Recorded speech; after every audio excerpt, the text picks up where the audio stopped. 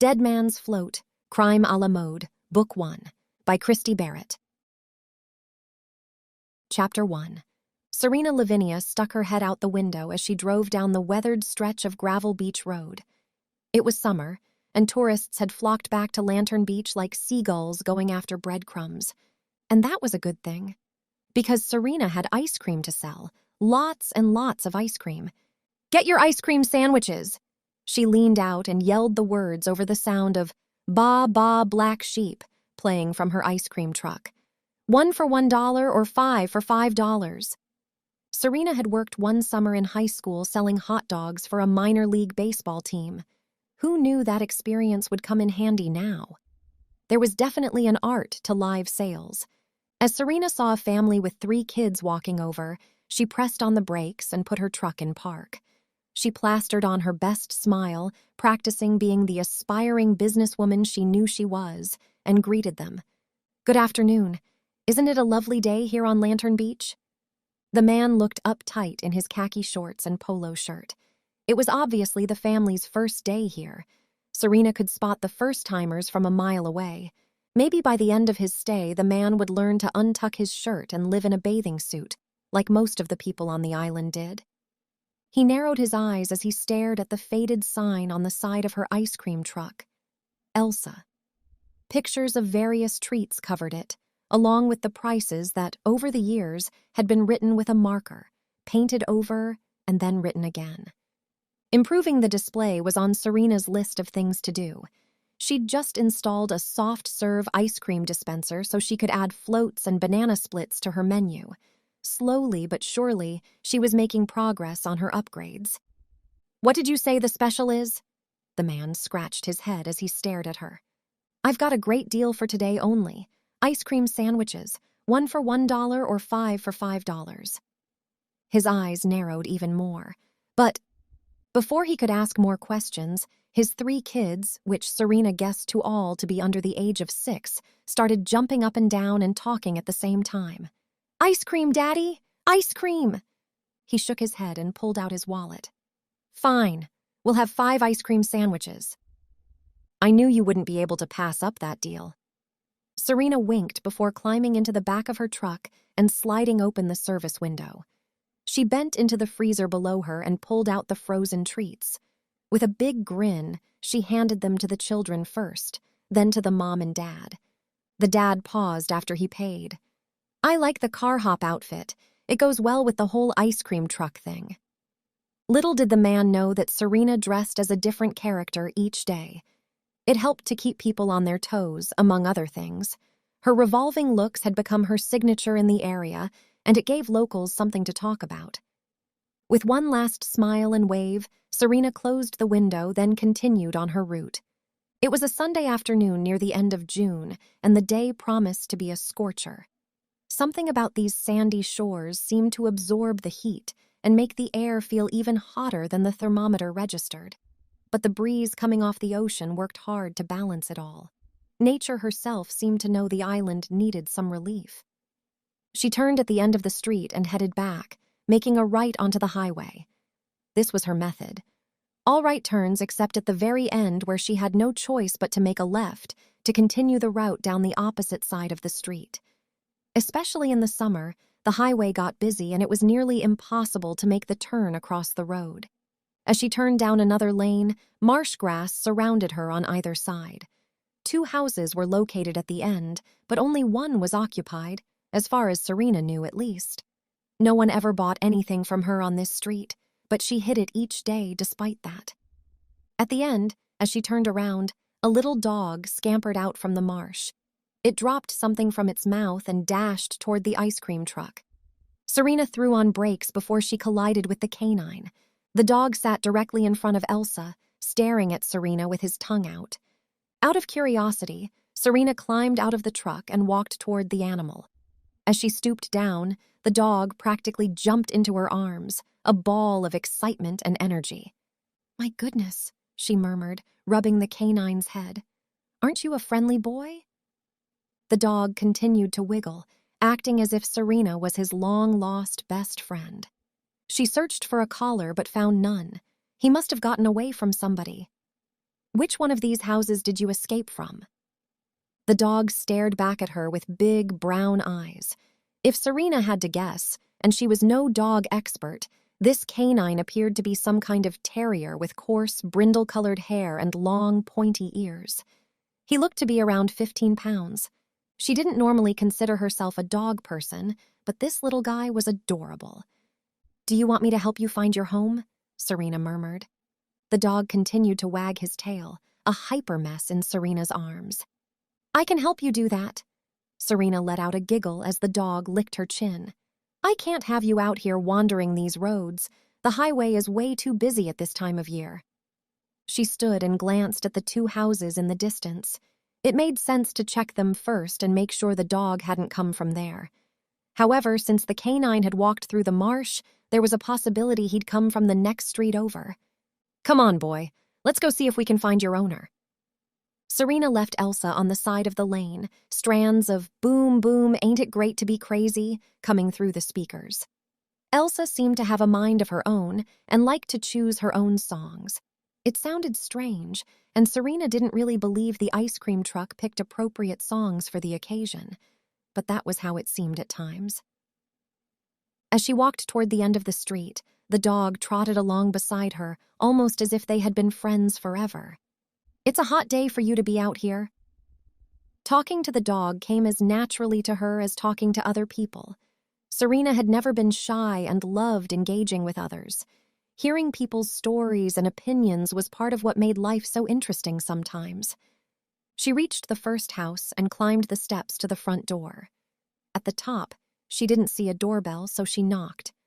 A moment later, a woman in her 70s answered and stared at Serena.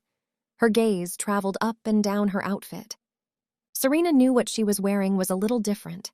She had a poofy blue skirt that came to her knees, a black polo trimmed in white that she'd tucked into it, and a roughly white apron.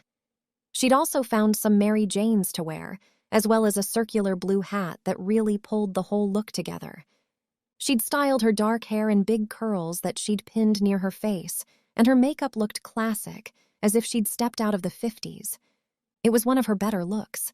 She didn't mind the stares. Besides, her Instagram followers loved seeing her revolving looks every day. "Can I help you?" the woman asked, throwing a dish towel over her shoulder. Serena had seen her a couple of times on the island.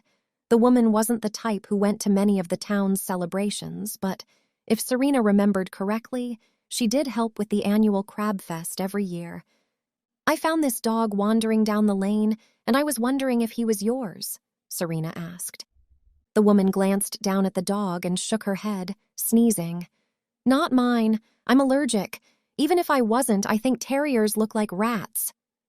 Serena glanced down at the puppy, who'd obediently sat by her feet. "A rat? This cute little thing?" She shook off the insult, trying to stay focused. "Do you happen to know if he might belong to your neighbor?" "No one lives over there. It's owned by some guy up in New York, but he only comes down about once a year, if that. Haven't seen anyone over there in months."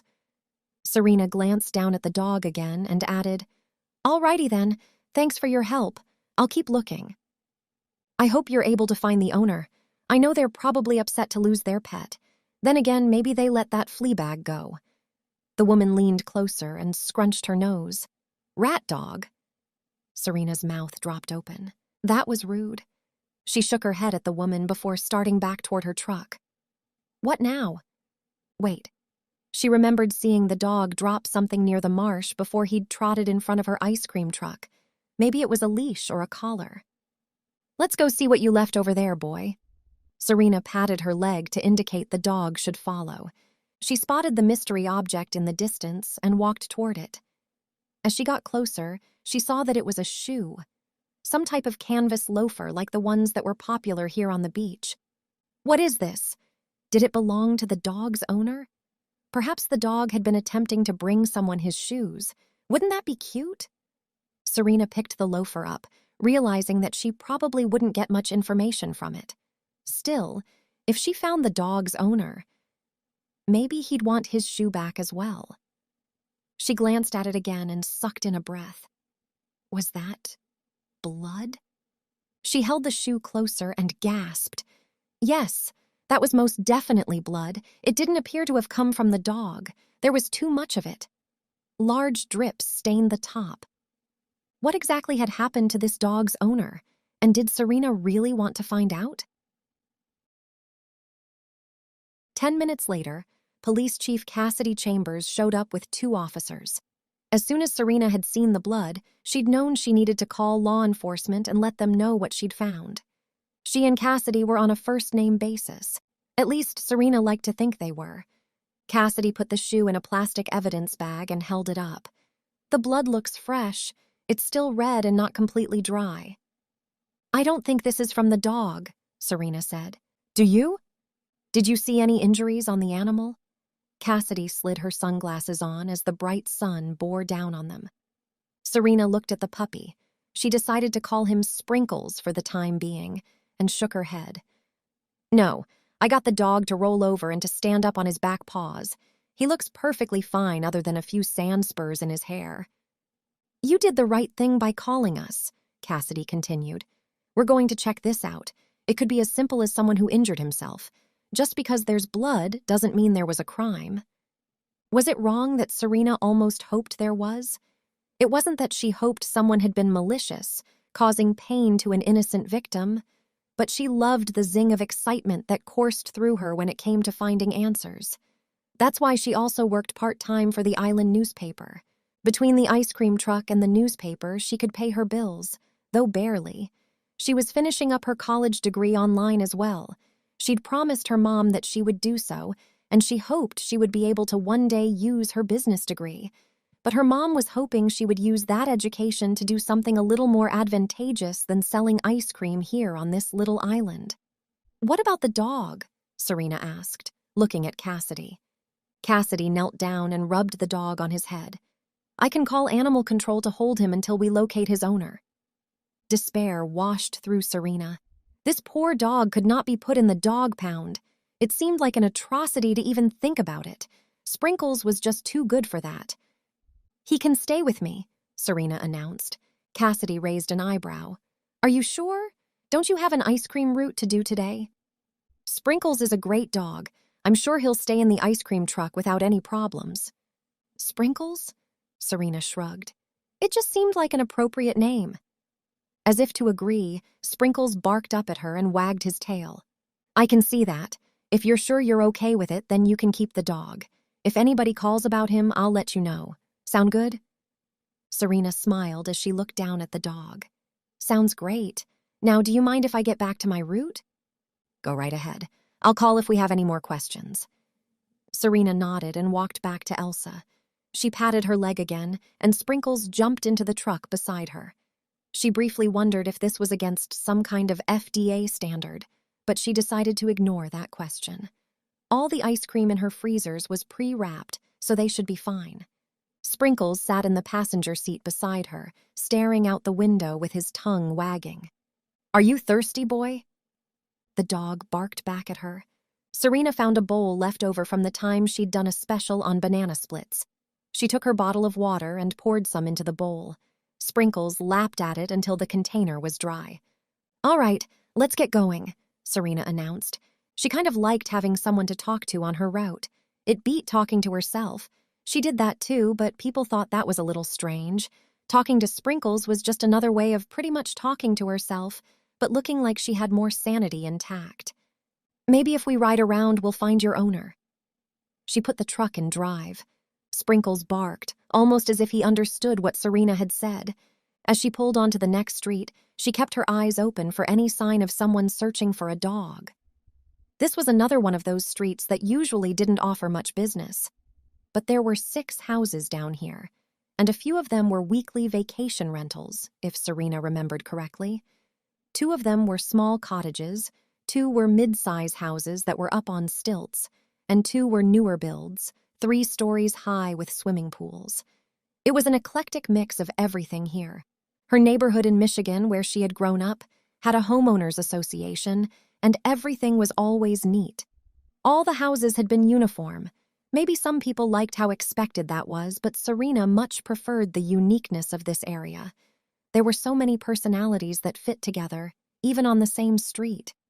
She thought it was a good reflection of life.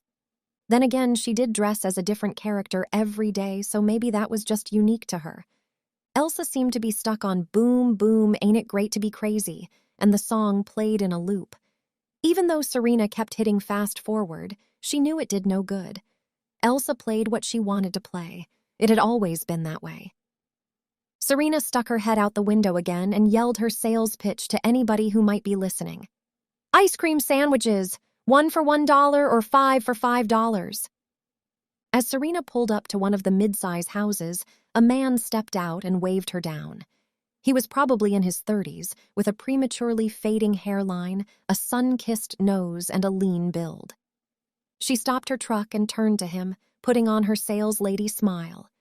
Good day. Isn't it lovely here in Lantern Beach? She never got tired of saying that, partly because the words were true. There was something about this island that she adored. She had to admit also that she'd practiced saying that line in the mirror over and over again, trying to perfect her sales pitch and smile. Look at that dog, he said. He's a cutie. Almost as if Sprinkles understood, he trotted across the seat to the window and happily accepted a head pat from the man. Do you by any chance recognize him? The man squinted. No, I can't say I do. Is he lost? I found him wandering around the next street over. I'm hoping I might find his owner. He glanced up and down the lane.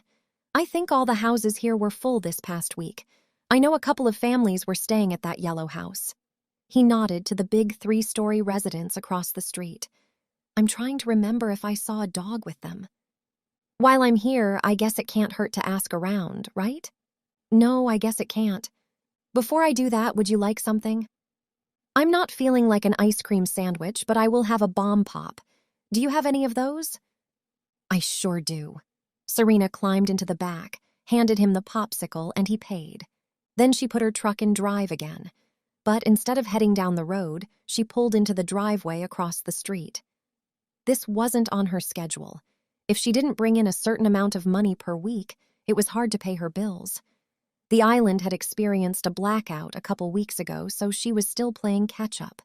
Despite those hang-ups, she climbed out of the truck and approached the big yellow house.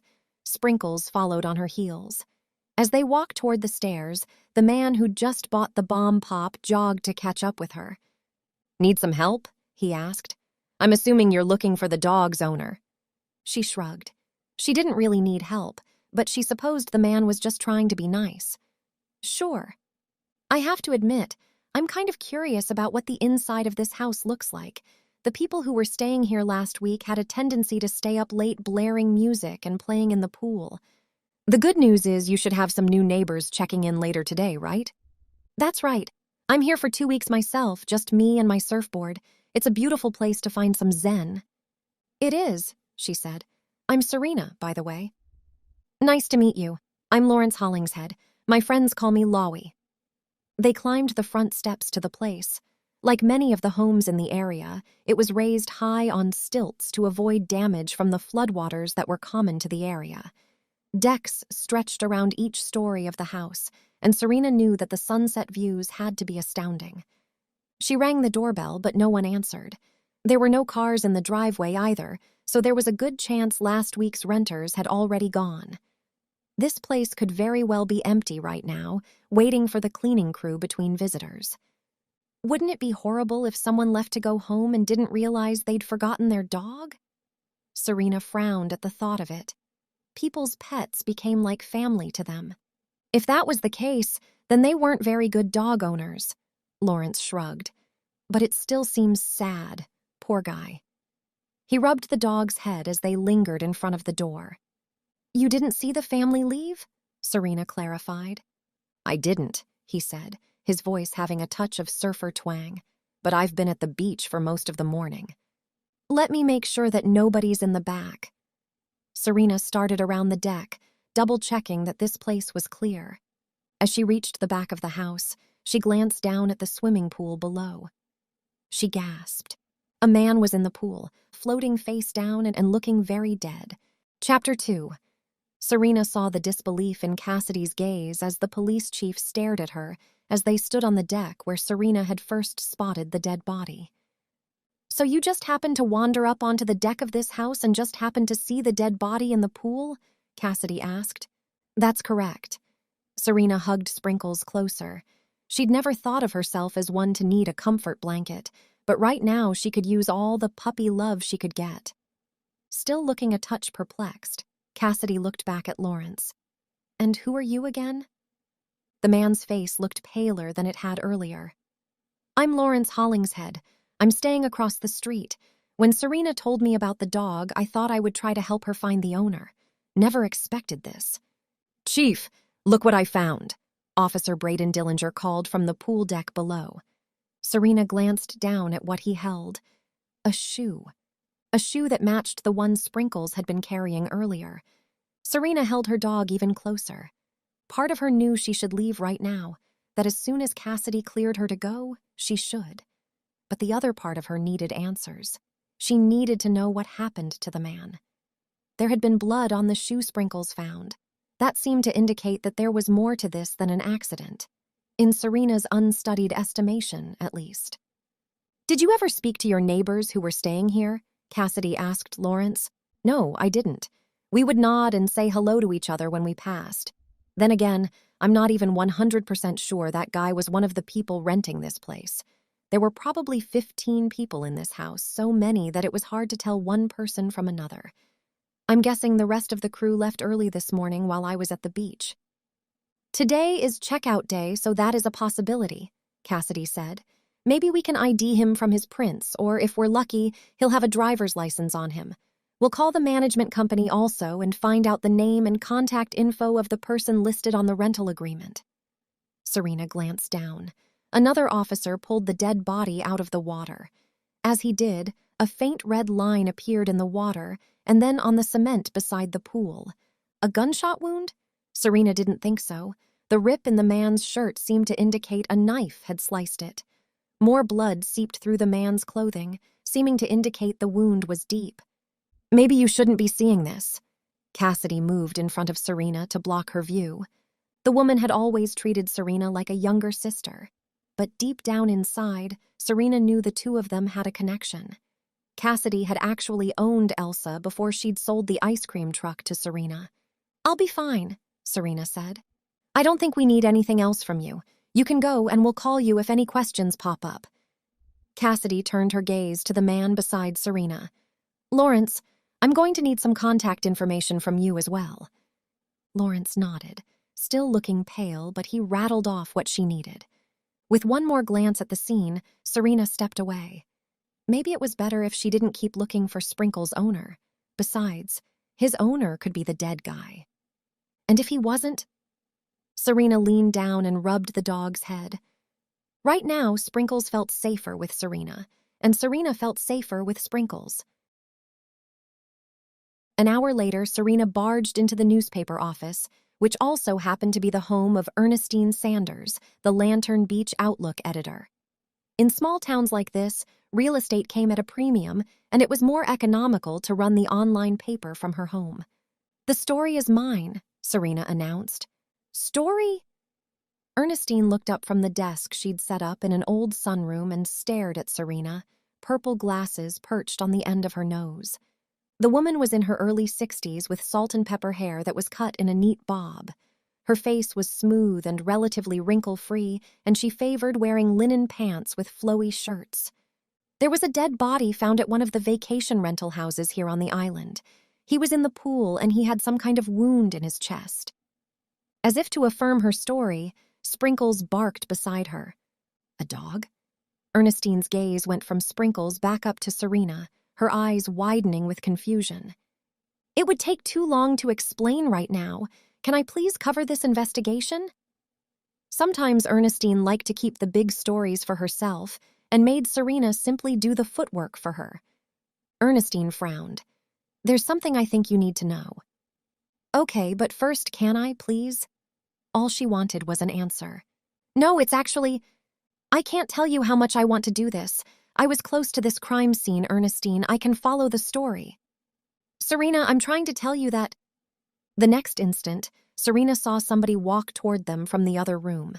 Her entire body tensed. She had halfway expected it to be Clemson, Ernestine's friend, and the town's doctor turned medical examiner. Everybody knew there was more between the two than simple friendship. But instead, a strange man stood there.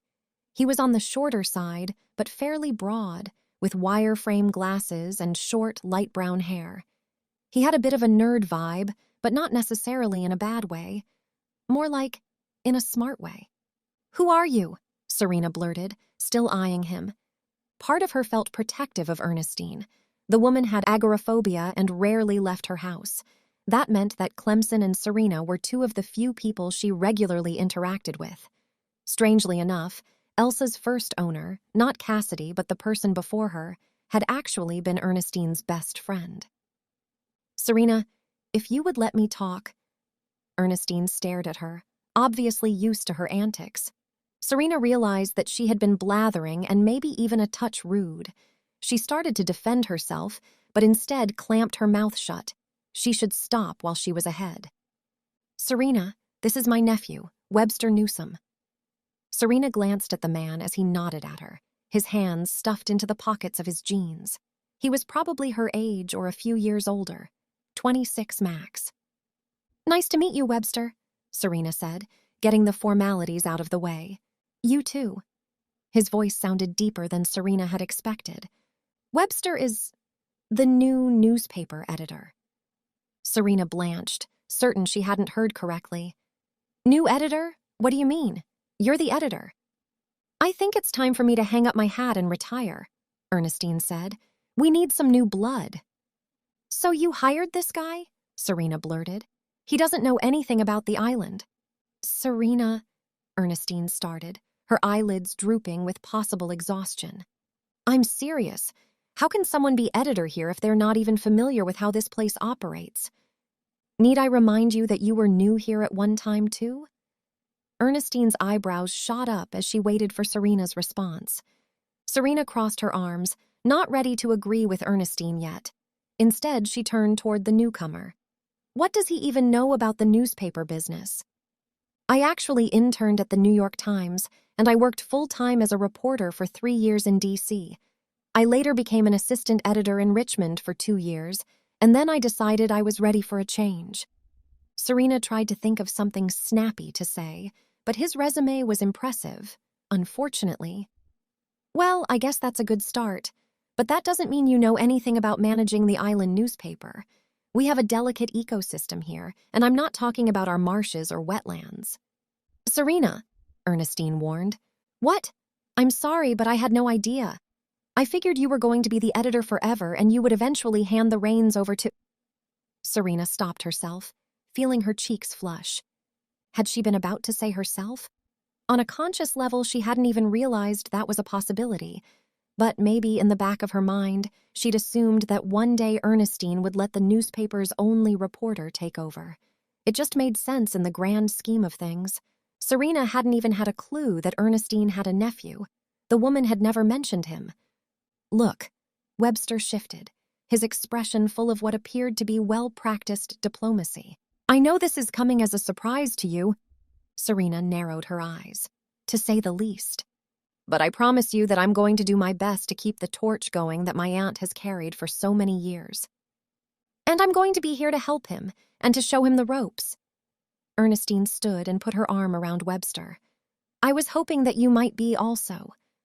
Show him the ropes? That sounded awful. She could show him how to hang himself with a rope, professionally speaking, of course. They waited for her response. Serena shifted, feeling like she didn't have a choice.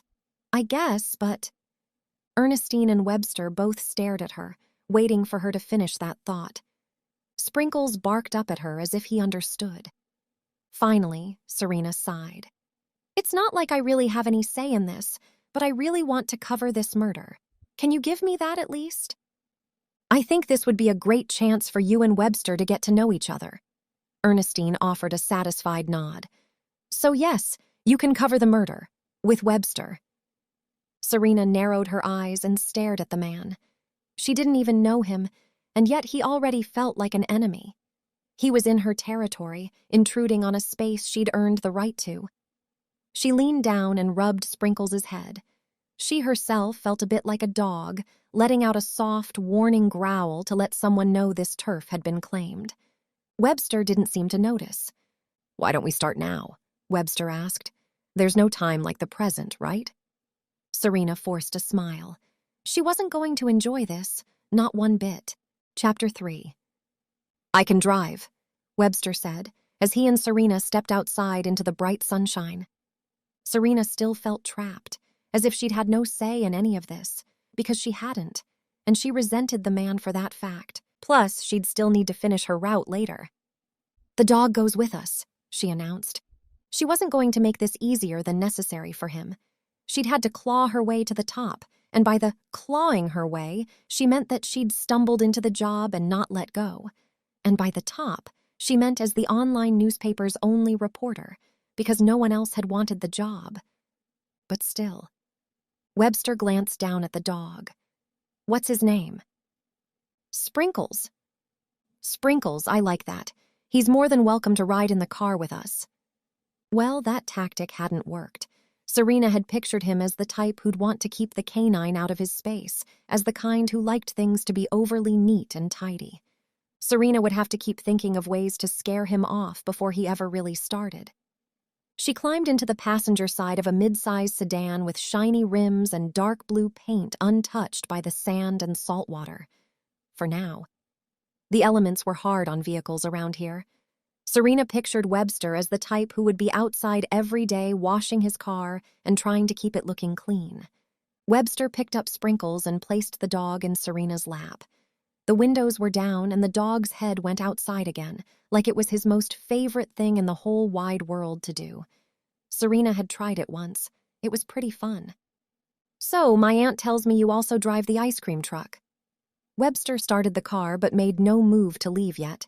Instead, he nodded to Elsa, which Serena had haphazardly parked in the shade across the lawn. "That's right. A lot of people around here have to have more than one job in order to make ends meet." Although, if Serena had gotten a job as newspaper editor, that might not be a problem anymore. It was just as well. At least when she drove the ice cream truck, it let her get some of her people fix out of the way. Talking was her love language. "I'm guessing you dress like a car hop because you sell ice cream?" Webster continued, glancing at her outfit. Oh, he was in for a surprise, but maybe Serena would let him figure that out the hard way. She liked to keep people guessing. "That's right," Serena said. "Okay then." His hand went to the gear shift, as if ready to put the vehicle into drive. "Where should we start? Should we go back to the scene of the crime?" "We can, but Cassidy won't be happy to see me if we do." "Who is Cassidy?" A knot formed on his brow. "I figured you'd done your research by now," Serena said, feeling slightly satisfied with herself. "Cassidy Chambers is our police chief here in town."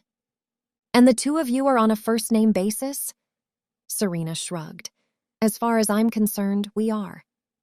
He stared at Serena for a moment before letting out a little chuckle. He had no idea what to do with her, did he? "Okay, I see. Well, I was actually hoping I could get a good feel for the island. Maybe we should do that now until the crime scene is cleared and the police chief will talk to us. I can make sure that my aunt pays you for your time." Getting paid for her time was a benefit. Serena nodded. "Fine, I can show you around town." Certainly Webster realized that his aunt couldn't show him around town. Ernestine had only left her home a total of 5 times since Serena had known her. "How long have you lived here?" Webster asked, making no effort to pull away. Thankfully, the live oak trees that graced the area provided some shade until the car cooled off. "About 2 years now. I've gone back to Michigan a couple times, but I finally decided on staying in Lantern Beach for good. There's something about this island that I connect with, that's become part of me. It's nice to feel like you're a part of something." A certain wistfulness feathered his voice. "And why in the world would you give up your job in Richmond to come here?" It made sense for someone like Serena to do it. A free-spirited wanderer was buried down deep inside her. But someone like Webster. He seemed like the type who wanted a stable job, a steady paycheck, and the perfect little American life, complete with a white picket fence. "It's a long story," he said quickly, suddenly not seeming as chatty. Serena knew there had to be more to his story, but she didn't press. Not right now, at least. Instead, she asked, "When did you get here?" "Last night. It was a long drive, so I slept in this morning. It's not something I do very often, and my aunt is an early riser, so I didn't sleep as well as I'd hoped." He pushed his glasses up higher on his nose and put his car into drive, as if talking about himself made him uncomfortable. "So where should we start?" He'd changed the subject. He probably thought Serena hadn't noticed, but she had. She would let it slide for now, though. Instead, she let out a sigh before pointing at the road in the distance. "Well, let's start with a right-hand turn." An hour later, Serena had shown Webster everything on the island, from the lighthouse at the southern tip, up through the fishing pier, then the boardwalk and retail area. They'd continued north all the way up to where the church was located. It had been a quick tour of the island, but she'd tried to hit all the major hotspots. Just like any good reporter, Webster had asked a lot of questions and seemed interested in most things. When she was done, Serena realized that she really needed to walk Sprinkles so he could use the bathroom. She pointed to a public beach access point. "Do you mind pulling off over here?" "Sure. Maybe by the time we take a little walk with Sprinkles, the crime scene will be clear and we can talk to the police chief." The man seemed so happy and optimistic. Serena usually liked happy and optimistic, except that Webster's optimism seemed to contradict her grumpiness right now. She didn't quite know what to do about that. Webster found a spare bag in his glove compartment and put it in his pocket, just in case Sprinkles leaves a little present. Serena barely knew the man, but he already seemed to think of everything. More resentment grew in her. Serena knew it was ridiculous, but that didn't stop the emotion from rearing its ugly head. This man was intruding on her life, and she didn't like it. Despite that, she climbed out with her dog. Even though canines were supposed to be on a leash on the beach, Serena didn't have a leash yet for Sprinkles. The dog seemed like he was going to follow her everywhere, so hopefully it wouldn't be a problem. As soon as Serena crossed over the sand dune, an immediate peace filled her. There was something about being here on the ocean that soothed her soul. The reaction wasn't unique to her. People came from all over the country to experience some of this serenity. Thankfully, some of the crowds on this stretch of beach had thinned out. No doubt people were heading back to their rentals in time for a late dinner or other evening activities they'd planned.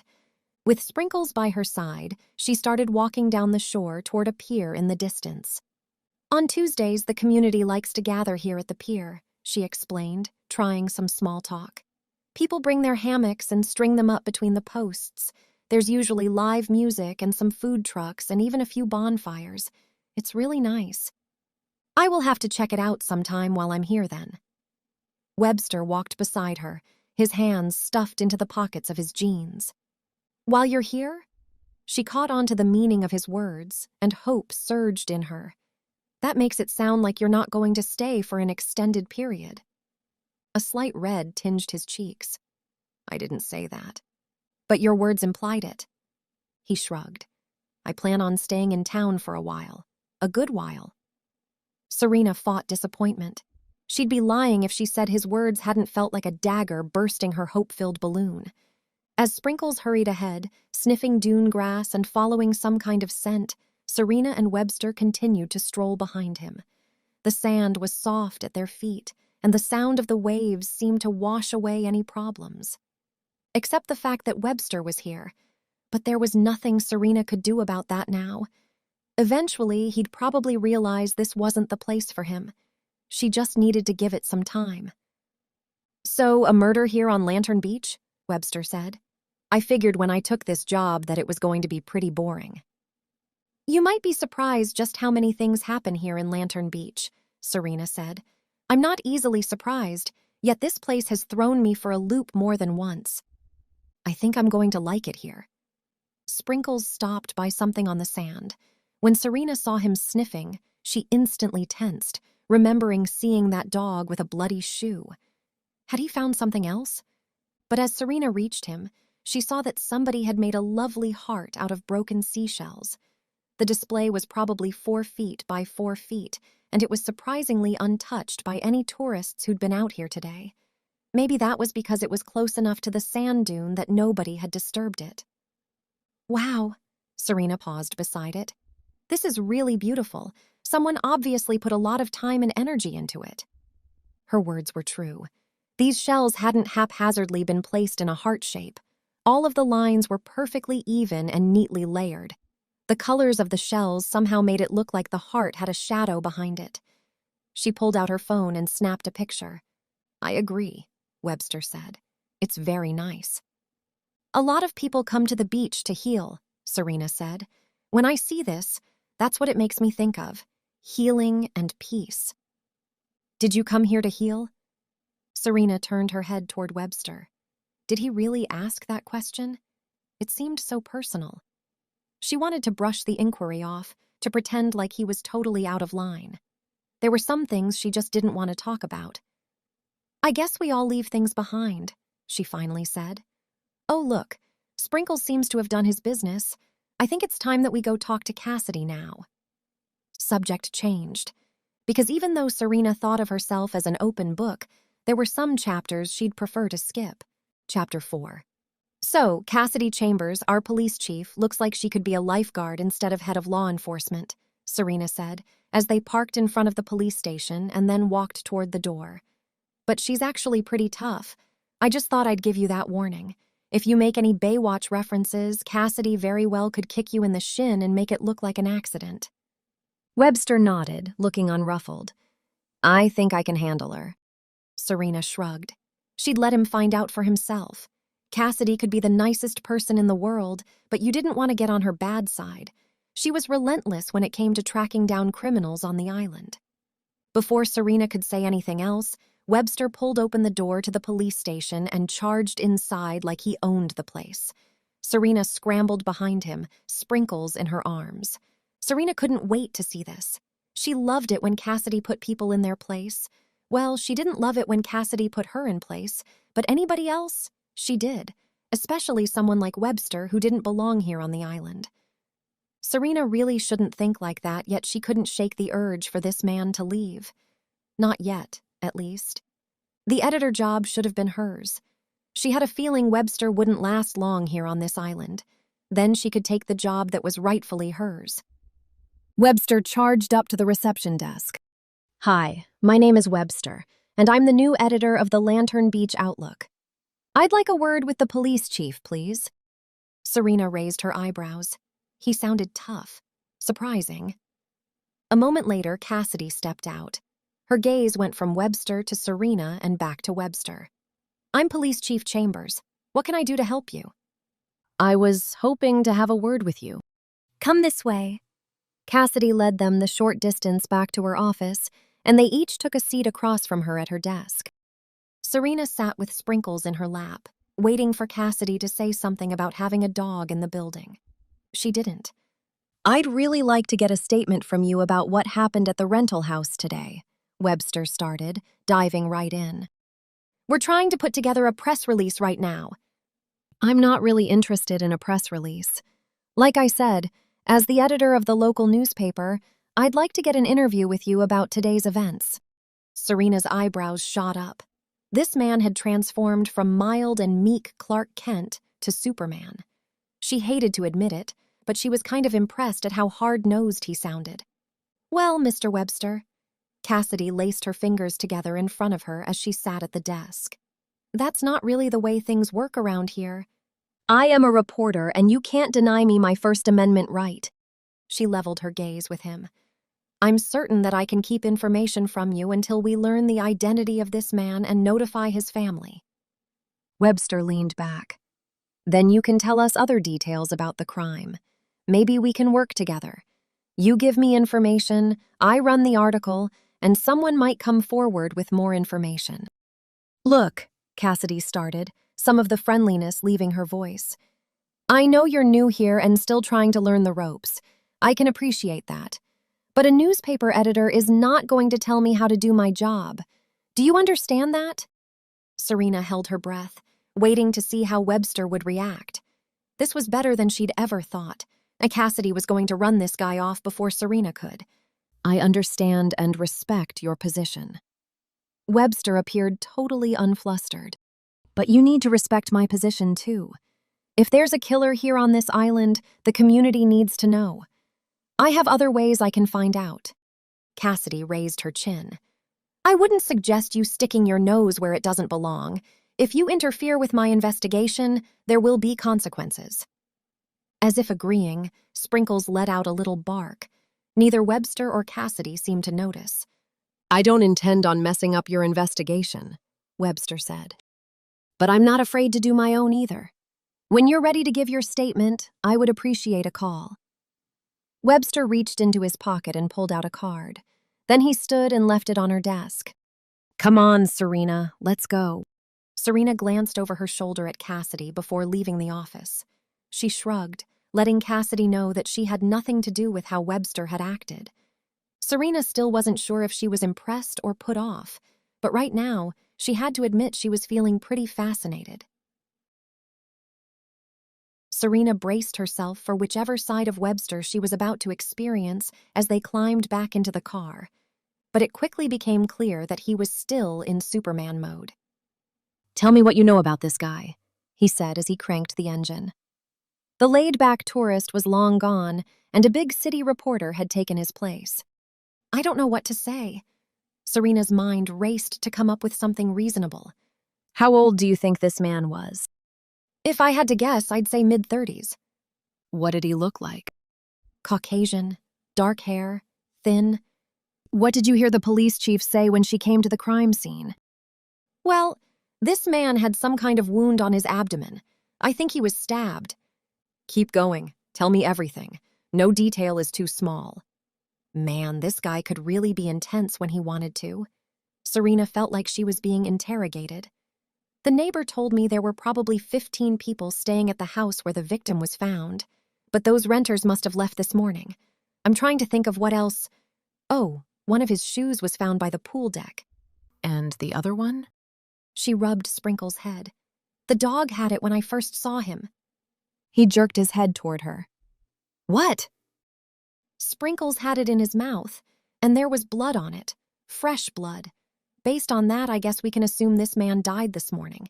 He must have been stabbed and pushed into the pool. You're really confusing sometimes, you know that? I can't figure you out. Are you a caricature or an all-star investigator? I'm still not sure. I have been told before that I'm confusing. So many times, for that matter. Webster cleared his throat and turned back to the road ahead, almost as if he hadn't intended on getting personal. We need to find out everything we can about this guy. Who told you that there were 15 people staying at the house? The neighbor. His name was Lawrence, I believe. Let's go pay Lawrence a visit. Serena thought she was aggressive when it came to these things, but apparently she wasn't. Not when compared to Webster. But she couldn't ignore the zing of excitement that rushed through her blood either. She was investigating a murder. This was going to be interesting. Chapter 5. Lawrence Hollingshead was just walking in from the beach when Webster and Serena arrived.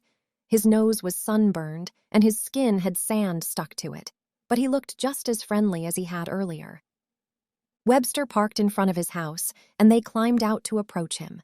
Serena cleared her throat as they paused near his house, stopping him before he could reach his outdoor shower. I don't know if you remember me from earlier. How can I forget? Lawrence looked at Serena's outfit before giving her a knowing look. She shrugged. She supposed it was pretty unforgettable. I want to introduce you to my friend, Webster.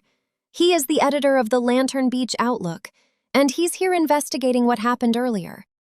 Lawrence extended his hand. Nice to meet you. Lawrence Hollingshead, down here from Pennsylvania for 2 weeks. Never expected this kind of excitement, though. No one ever does. Webster's gaze remained focused and professional. I was wondering if you'd seen anything strange up and down the street since you've been in town. Lawrence rubbed his chin and stared off into the distance. Strange? I don't think so.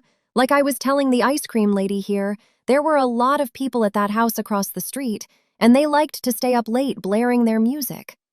But there wasn't much else going on here. Was there anybody out of the ordinary that you noticed around here? Webster continued. There's the ice cream lady. Lawrence nodded at Serena and let out a throaty, teasing chuckle. And, of course, the cops came earlier today. The dog catcher did come up and down the street a few times recently also. Serena glanced down at Sprinkles and rubbed the dog's head. There would be no dog catcher for this dog.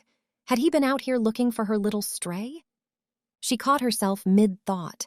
Sprinkles was not her dog. Somebody else was probably looking for this precious little canine, and Serena would be smart not to get too attached. She was solo on this cold journey of selling frosty treats to overheated beachgoers. That's good to know. If you think of anything else, please call me. Webster pulled one of his handy-dandy business cards from his pocket and handed it to Lawrence. Serena made a mental note that she needed to get herself some of those. Of course. Lawrence held up the card between two fingers. No problem. As they walked away from the man, Serena turned to Webster. What are you thinking now? Webster pushed up his glasses. Now I want to see the crime scene. Serena remembered being on that deck, looking down at the pool. She shuddered when she remembered the dead body. It wasn't every day she saw one of those, but she didn't argue with him. There were no police there to stop them from climbing the steps up to the deck to peer at the pool area. Going into the pool area might be crossing some boundaries, Webster explained. There is police tape there, after all, but there's no police tape up here on the deck. Let's see if we can find anything. Serena stared down at the pool as they climbed the wooden steps. This time, she was thinking a little more clearly than earlier. She pictured the police officer pulling that body from the water and placing the John Doe on the side of the pool. Pictured the water and blood that had spread on the concrete around him. She squinted. On the other side of the pool, she spotted a dark spot on the cement. Water would have dried by now. Was that blood? She blurted. Webster glanced at her. What? She pointed to the area she was talking about and tried to articulate more clearly. Is that blood? At once, she pictured what happened here. That man must have gotten into an argument with somebody. As a result, he'd probably been stabbed. His body had been pushed into the pool where he'd later been found. Had one of his shoes fallen off in the process? And if so, how had Sprinkles ended up getting it? There were a lot of questions they didn't have answers to. Webster pointed at the sign for Seaside Vacations, the realty company that managed the property. Do you know anybody who works there? Actually, one of my neighbors is a house cleaner for them. His eyes lit. Great. This is your assignment for tonight. I need to see if you can find out the name of the family that was staying here. Can you do that for me? I can try. I didn't say try. Webster leveled his Superman-like gaze. If she wasn't careful, he would start shooting his laser beam eyes at her in a moment. I need you to do it. Understand? Serena opened her mouth before shutting it again. Had he really just tried to act like the boss of her? Ernestine never talked to her like that. Serena's old editor had let Serena take her own pace when it came to writing these articles. But Webster's stare made it clear that he was serious. Was he the type who wanted a clean slate when he started a new job? She'd heard stories of people like that, people who fired the whole workforce when they took over in order to hire their own people. I'll do my best, she finally said. Webster nodded, as if satisfied with her answer. Great. Let's check in with each other in the morning. There's a restaurant I've heard about here called the Crazy Chefette. My aunt's friend Clemson was talking about it. Can you meet there at 8? I can, but I usually do my ice cream route around lunchtime and... That will be perfect then. I'll see you at 8 at the Crazy Chefette. Now let me get you back to your truck and I'm going to get back to work. We've got to get a jump start on this. It's our civic duty. Serena parked her ice cream truck in front of the little camper she called home. Her Aunt Skye had lived here before, but Skye had recently gotten married and, of course, moved in with her husband, Austin. When that happened, Serena had begun renting the space from them.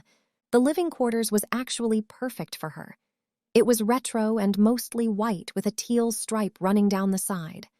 A deck ran the length of it, complete with a hammock strung in the corner. Inside, there was enough space for a bed, mini kitchen, and dining room table that converted into a couch. Serena's aunt had used stencils to create a black and white design on the old vinyl floor, and the kitchen cabinets had been painted sea glass blue. It might seem strange to some people that Serena lived in a campground, but it wasn't entirely unusual for this area. The cost of housing could be astronomical in the vacation community. Besides, Serena kind of liked it here with the quirky mishmash of residents. It was simple and she had everything she needed. Plus, the Pamlico Sound was just a short walk away, and the sunsets there were nothing short of amazing. After going inside to get a bowl of water for Sprinkles, Serena lay in the hammock. Sprinkles sprang up beside her and turned over on his back, almost like a baby might. She rubbed the dog's head, feeling like the two of them had been buddies for much longer than they really had. How had Sprinkles gotten that bloody shoe? And who did Sprinkles belong to? Why isn't anybody out looking for their family pet? Serena had fully been expecting to get a call from Cassidy saying that Serena needed to bring the dog by for the owners to pick up. But no one had called. If Serena had lost a dog like Sprinkles, she'd search night and day until she found him. As her hammock swung back and forth with the breeze, Serena's thoughts went to Webster. As soon as the man's image crossed her mind, her muscles tensed. He'd waltzed into town taking her job, and now he was like a tornado as he tried to find answers. Serena wasn't sure which side of him she was more fascinated with, the humble and meek side or the superhero side. Of course, she didn't have much room to complain about people having different sides. She was as complex as a 20-layer cake like her mom used to make, and she liked it that way. It kept people guessing. She rubbed Sprinkles' head for a few more minutes. Night had fallen, and the stars that stretched above were glorious. There was hardly any light out here to obstruct the view. She could even see the Milky Way dancing across the sky in all its glory. Coming to Lantern Beach was one of the best things Serena could have done. She was the kind of girl who took life day by day. Could she stay here forever? She didn't know, but for right now, this worked for her. Her mind wandered back to Webster again. Not that she wanted it to. Her mind just seemed to have a mind of its own. Her mind had a mind of its own? What kind of thought was that? Regardless of her illogical logic, Serena remembered his assignment. She hadn't appreciated Webster's approach, but she understood where he was coming from. They needed to find out who was staying in that house if they wanted to learn the identity of their John Doe. She stretched quickly before standing from the hammock. Sprinkles jumped down beside her and stared up at her, waiting. "Come on, boy," she said. "Let's go find Kai." She walked 2 rows over and spotted Kai Wilson sitting outside on her porch deck, husking some corn, the only light that of the strung-up bulbs crisscrossing on ropes above. The woman had long blonde hair with dreadlocks. She had a Rastafarian vibe with tanned skin that was prematurely wrinkled. She wore colorful headbands and sleeveless shirts that showed her muscular arms. Kai's eyes lit up when she spotted Serena. "Serena, girl, what brings you this way? And who is this that you have with you?" Kai eyed the dog and clicked her tongue to call him over. "This is my temporary dog, Sprinkles. Sprinkles is a very cute boy." She bent down and patted the dog's head. Sprinkles ate up the attention and leaned into Kai's touch before coming back to Serena's side. "What brings you by?" Kai asked, continuing to work on her corn. She had 3 bushels on the ground and another basket full of shucked corn. "I have a few quick questions for you," Serena started, leaning against an old barrel that served as a stool. "Do you know that big 3-story yellow house on Seashell Lane at the north end of the island?" Yes, of course. That one's a real bugger to clean. It's so big that it takes 3 of us to get it turned over in time for the new guests to come." That didn't surprise Serena. "Did you hear what happened there today?" Kai looked up, her motions slowing. "About the body in the pool? Yes, I heard about that too. Nobody can believe it." Serena shifted, unsure how to ask her next question, so she just dove in. "Were you supposed to clean up there today by chance?" "I was. My manager called at the last minute and told me to leave it alone. Why are you asking?" "I was wondering when you were given your assignments to clean, if you're given the names of the families who were staying there." She tossed another cob of corn into the basket. "I am. Every once in a while, someone tries to sneak in and pretend like they're a guest when they're not. Now, we have the names of the guests who are leaving and the names of the guests who are coming, but I still don't understand why you're asking. I was hoping you might be able to tell me the name of the family that just left. Kai's eyes narrowed, and she paused, taking a sip of iced tea from a mason jar. Why do I have a feeling that there's more to this story? I was the one who found the body, Serena said. I guess I'm just kind of curious about what's going on. Oh, yes, that makes sense. I'll tell you what. I'll see what I can find out. That information isn't on me right now, but I did leave it in my locker at the management company. I'll call you tomorrow when I see it. Serena nodded. That had been easier than she thought. Thank you so much, Kai. No problem, Serena, but I will take a bomb pop for my efforts. One bomb pop coming up, Serena grinned. It is amazing what a little ice cream could buy. Chapter 6. Serena woke up bright and early the next morning and got dressed in her outfit of the day.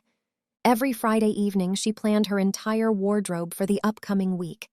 That was why on Sunday she'd worn her car hop outfit. Today, her outfit of choice just happened to be a dog catcher. She couldn't help but think about how appropriate that was. She donned the all-white coveralls and matching white cap. To top it off, she'd found a long metal pole at a local thrift store that looked like an animal catching device, especially after she'd glued a loop of rope at the end. After taking one last look in the mirror, she glanced at the dog faithfully sitting at her feet. Hey, Mocha! Serena decided this morning that the moniker was a better name for the dog than Sprinkles.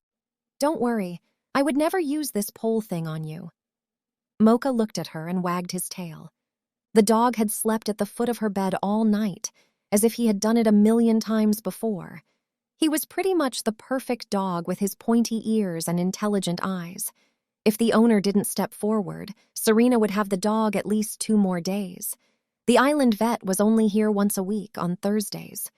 When Dr. Varsha arrived, Serena could check to see if the dog had been microchipped. Part of Serena hoped he hadn't. She kind of liked having Mocha around. After getting ready, she pulled out her phone and did a quick video for her Instagram and YouTube accounts. Not many people knew it, but online she went by the name of I Am Quick Change, and she had 50,000 followers now. She had enough influence that a few companies had even started sending her products for endorsement. It was kind of fun. Serena capitalized on her ability to change her looks by utilizing different clothing, various makeup techniques, and self-taught hairstyles. Every day she tried to do something different to keep her fans entertained. She'd had no idea it would be so popular. How about if you and I go on a quick walk before we meet Bossy Webster? Mocha barked in agreement. Instead of taking the ice cream truck, Serena decided to walk across the street to the beach. She could follow the shore, and eventually she would arrive at the crazy Chafette. She preferred walking or riding her bike over taking the ice cream truck all over town in her off hours. Mocha seemed game for a walk as he trotted along beside her. She did, however, decide to leave her dog catcher props at home for now. As she stepped onto the sandy shore, just as always, she felt right at home. This area just gave her so much peace. She wouldn't trade that peace for anything, certainly not for the stress of living in her upper-middle-class neighborhood back in Michigan. Serena had tried so hard to fit in. Now she was just happy to be herself, whatever form that might take. Just up ahead, she saw some more shells that had been artistically arranged. Her heart rate quickened. This wasn't the same heart image she had seen yesterday. Whoever had designed that must have created something new last night. Serena couldn't wait to see what it was. With Mocha trotting beside her, she reached the informal exhibit and glanced down. Her heart caught at what she saw. Someone had arranged seashells in the shape of a huge sunshine with a gigantic smile. Seeing that made a grin spread across her face. She pulled out her camera and took a picture. These were too pretty not to document. Somebody less skilled might have made the circle uneven or not paid attention to the hue of the shells. But whoever had designed this had. The arrangement was going to bring everyone who saw it a lot of happiness. It was a reminder of hope. Even carefree Serena could use a dose of hope at times. Serena glanced at her watch. She had only 10 minutes until she was supposed to meet Webster. She better get a move on if she was going to make it on time. As she walked, she waved to a few early morning people who had come out. A couple people did yoga. A few people jogged. Still others just sat on the shore and watched waves and the sun rising higher in the sky. Although the sun had come up almost 2 hours ago, the sky was still tinged with pink and light yellow. She clicked her tongue, and Mocha began following her. As they reached the boardwalk area, they cut across the dunes, through a parking lot, and then crossed the street. She walked a couple blocks and finally arrived at the Crazy Chefette. Her friend Lisa Dillinger owned this place, and it was a favorite among locals and foodies alike. Lisa enjoyed putting together clever, creative recipes that kept the taste buds guessing. The pink and white building looked cheerful and inviting. Right before she walked inside, Kai called her with an update. When Serena ended the call, satisfaction rang through her. She had something to share with Webster, if she decided to share it. Serena walked into the restaurant right on time. Stepping inside, she spotted Webster sitting at a corner booth with some coffee in front of him. He looked as prim and proper as ever. Even though they were in a beach town, he was wearing some dark-wash jeans with a solid gray t-shirt.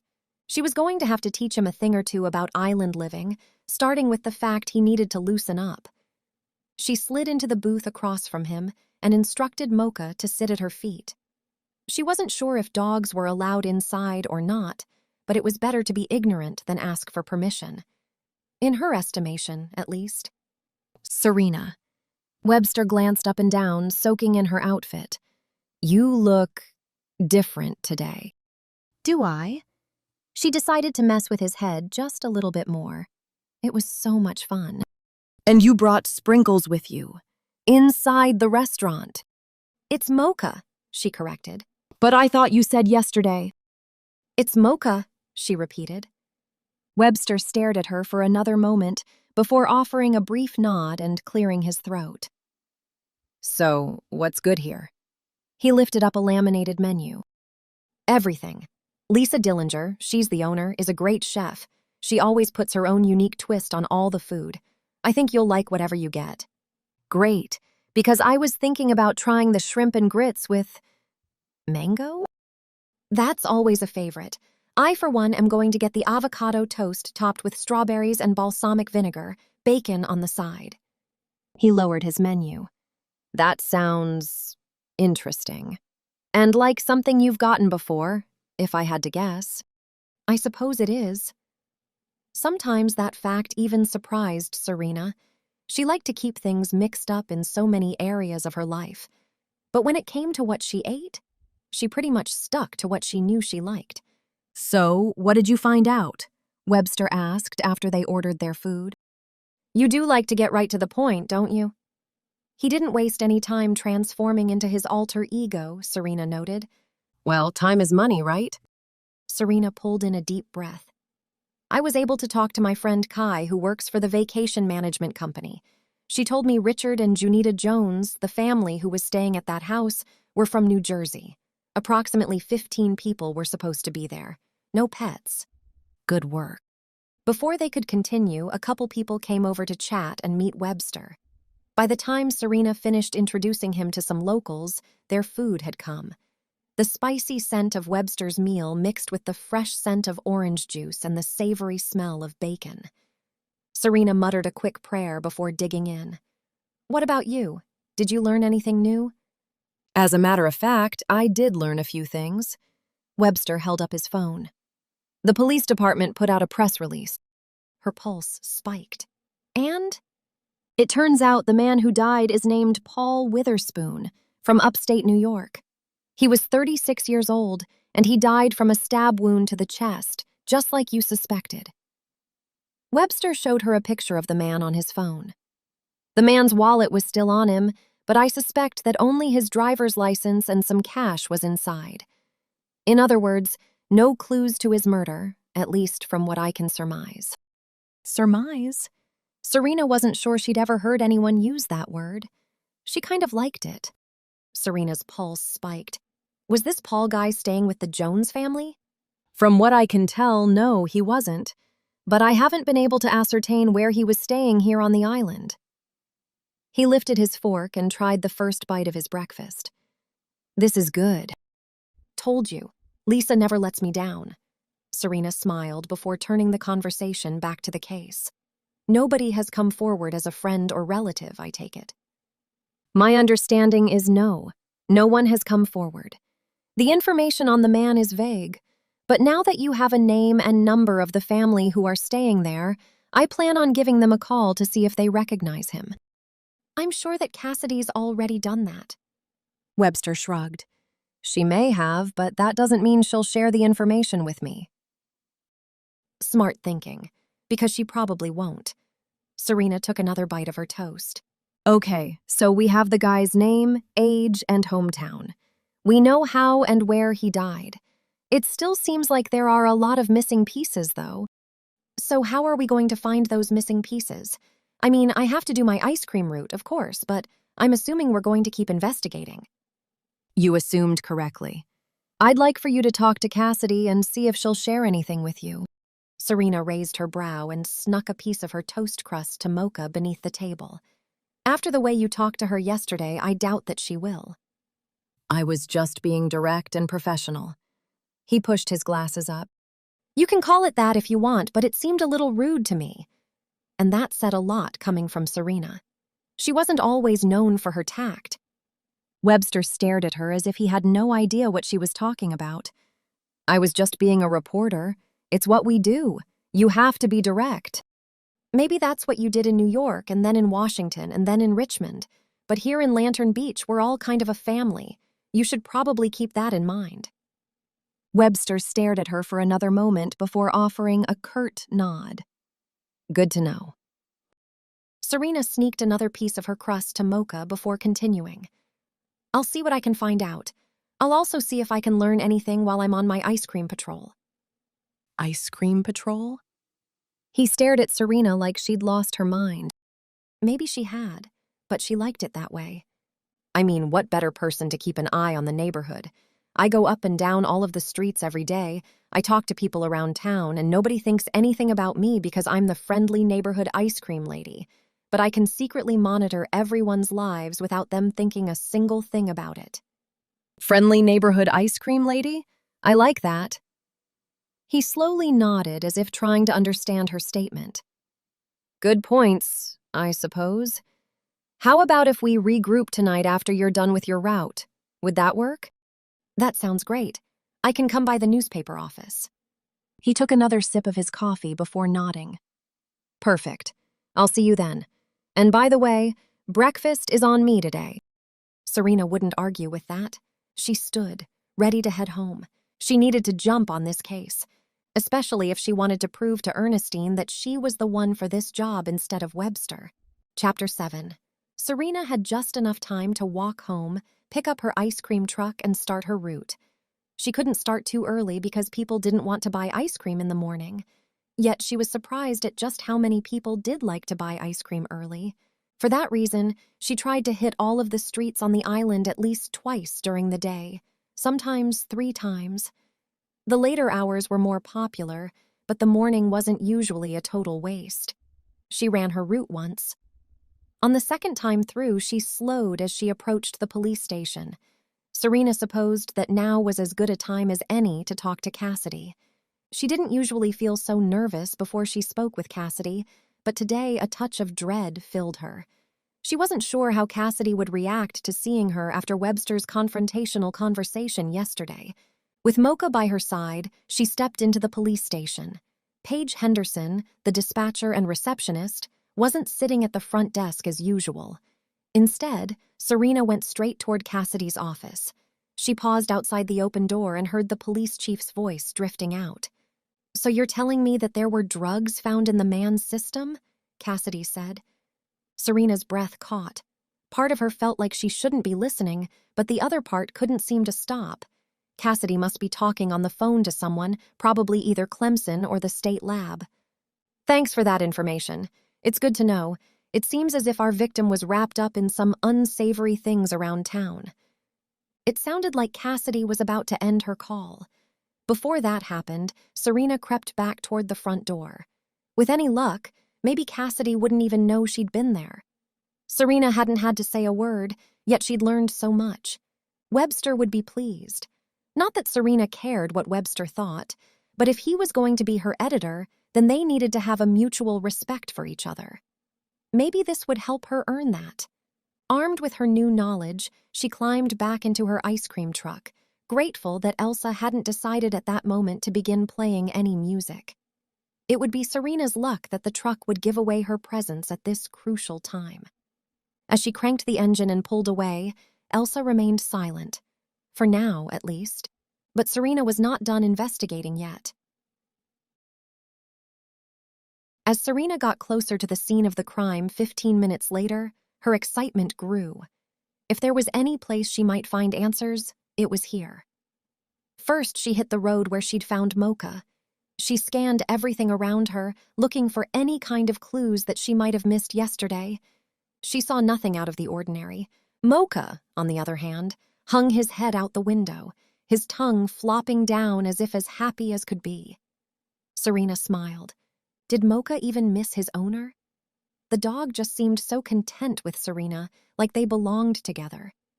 It was a little strange, but Serena wasn't complaining. She just wanted to know what this dog's history was. He was obviously taken care of, well-groomed, and he didn't even have any fleas. She'd noticed that when she gave him a bath last night. She'd also made him rice and gravy, which he'd gobbled up. If he stayed with her longer, she'd need to buy some dog food.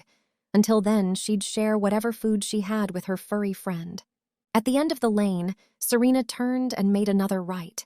Her next stop was Seashell Lane, the street where the dead body had been found. No one was outside there today. The next street over had lots of people out, including one family that was grilling. They flagged her down as soon as they saw her, and Serena pulled over.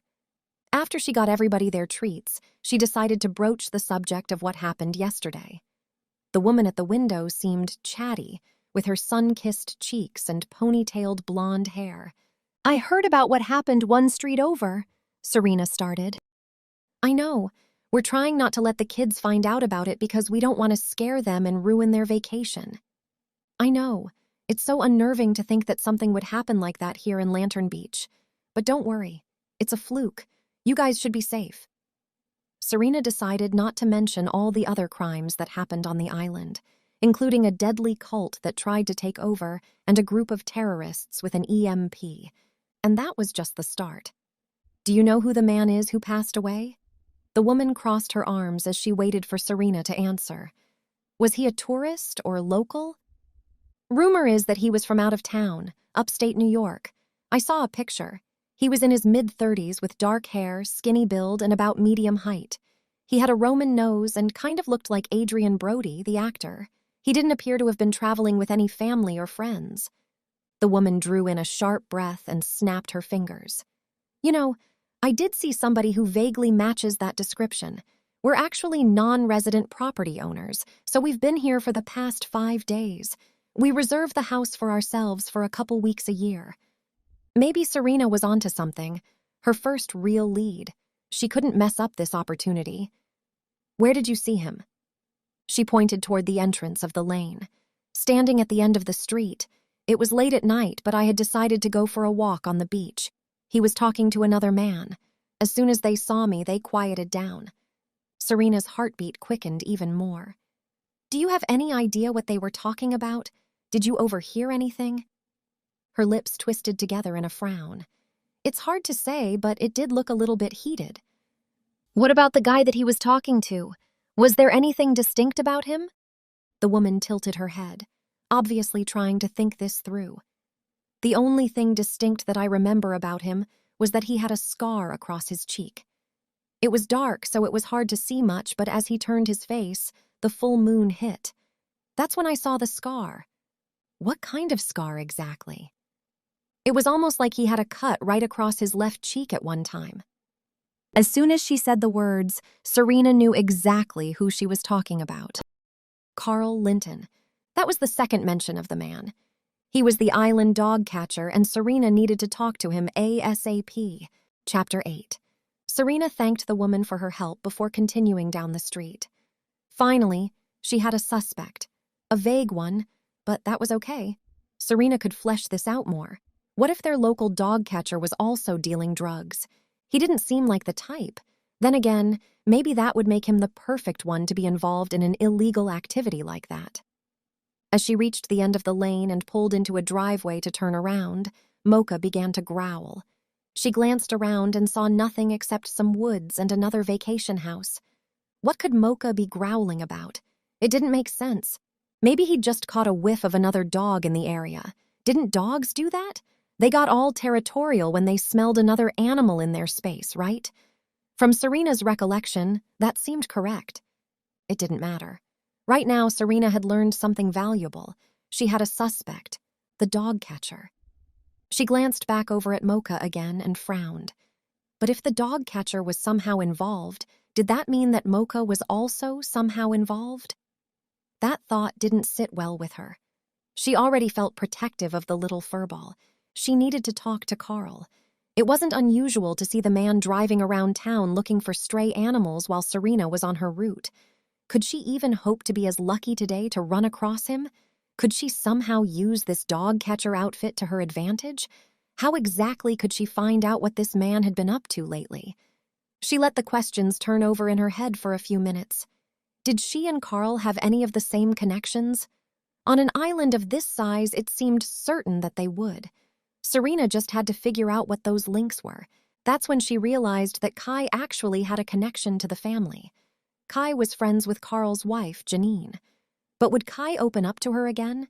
Maybe for another free bomb pop? It was worth a try, especially if it meant justice for the dead man, and if it meant keeping precious little Mocha safe. As Serena headed out of this area, she bypassed several streets she'd normally hit. She was practically salivating as she tried to find answers to this murder. If she was honest with herself, she might even admit that part of her wanted to find answers before Webster did. Which was ridiculous. This wasn't a competition. This was an investigation for an article. Someone had died, so there were no games involved here, yet that didn't stop the urgency she felt inside. She needed to talk to someone who might have some answers for her. Kai. Serena knew the woman wouldn't be cleaning today. She only did that on the weekends in between guests at the vacation homes. During the week, she actually worked at Serena's aunt's fruit and vegetable stand. That's where Serena headed. She pulled up to the Happy Hippie and parked. The converted vintage Chevy van was located in the corner of a parking lot by a bait and tackle store. It had been painted a bright turquoise, and one side had been removed to make room for a makeshift wood pergola. Under the wooden arms were rows of baskets filled with local produce. The line was 3 people deep with customers waiting to pay, each holding bamboo baskets filled with fresh food. Skye was behind the checkout counter as well as Kai. Her aunt looked up and smiled as Serena approached, placing a cantaloupe from the basket on the counter to ring it up. "Hey, Serena, what brings you by?" "Can a girl just stop by to chat?" "You can. You just don't usually." Skye continued unloading more produce, some tomatoes and cucumbers this time. Her gaze traveled down to Mocha. "Who is this? Certainly you didn't adopt a dog just to use him as a prop for your dog catcher persona?" "No," she snorted. "Of course not. I'm dog-sitting until his owner is found." Mocha wagged his tail until Skye tossed a carrot down to him. The dog ate it up, acting like it tasted just as good as a bone. "Is everything okay?" Skye continued. "I actually have a question for Kai once she's free." Kai's eyes widened with a touch of amusement. "But you asked me your questions last night. Second time my costs will be a double, a bomb pop and a screwball." "It's a deal." Kai paused from restocking some jars of homemade firecracker pickles, almost looking surprised. "Aren't you just an inquisitive girl?" Skye looked over at Kai. "Believe me, yes, she is. Go ahead, take a little break. I'll be fine here, and I'll call you if it gets too busy." "Thanks, Skye," Serena called. She and Kai stepped behind the fruit stand and swatted away some flies that buzzed near the discarded produce pile. "So, what's going on now?"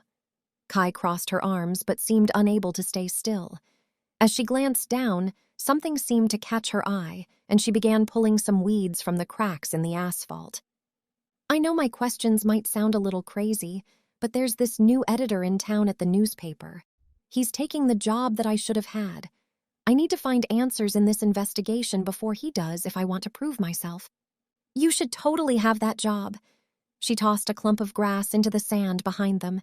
You've worked hard for it. Serena nodded. I know, right? So what do you need to know?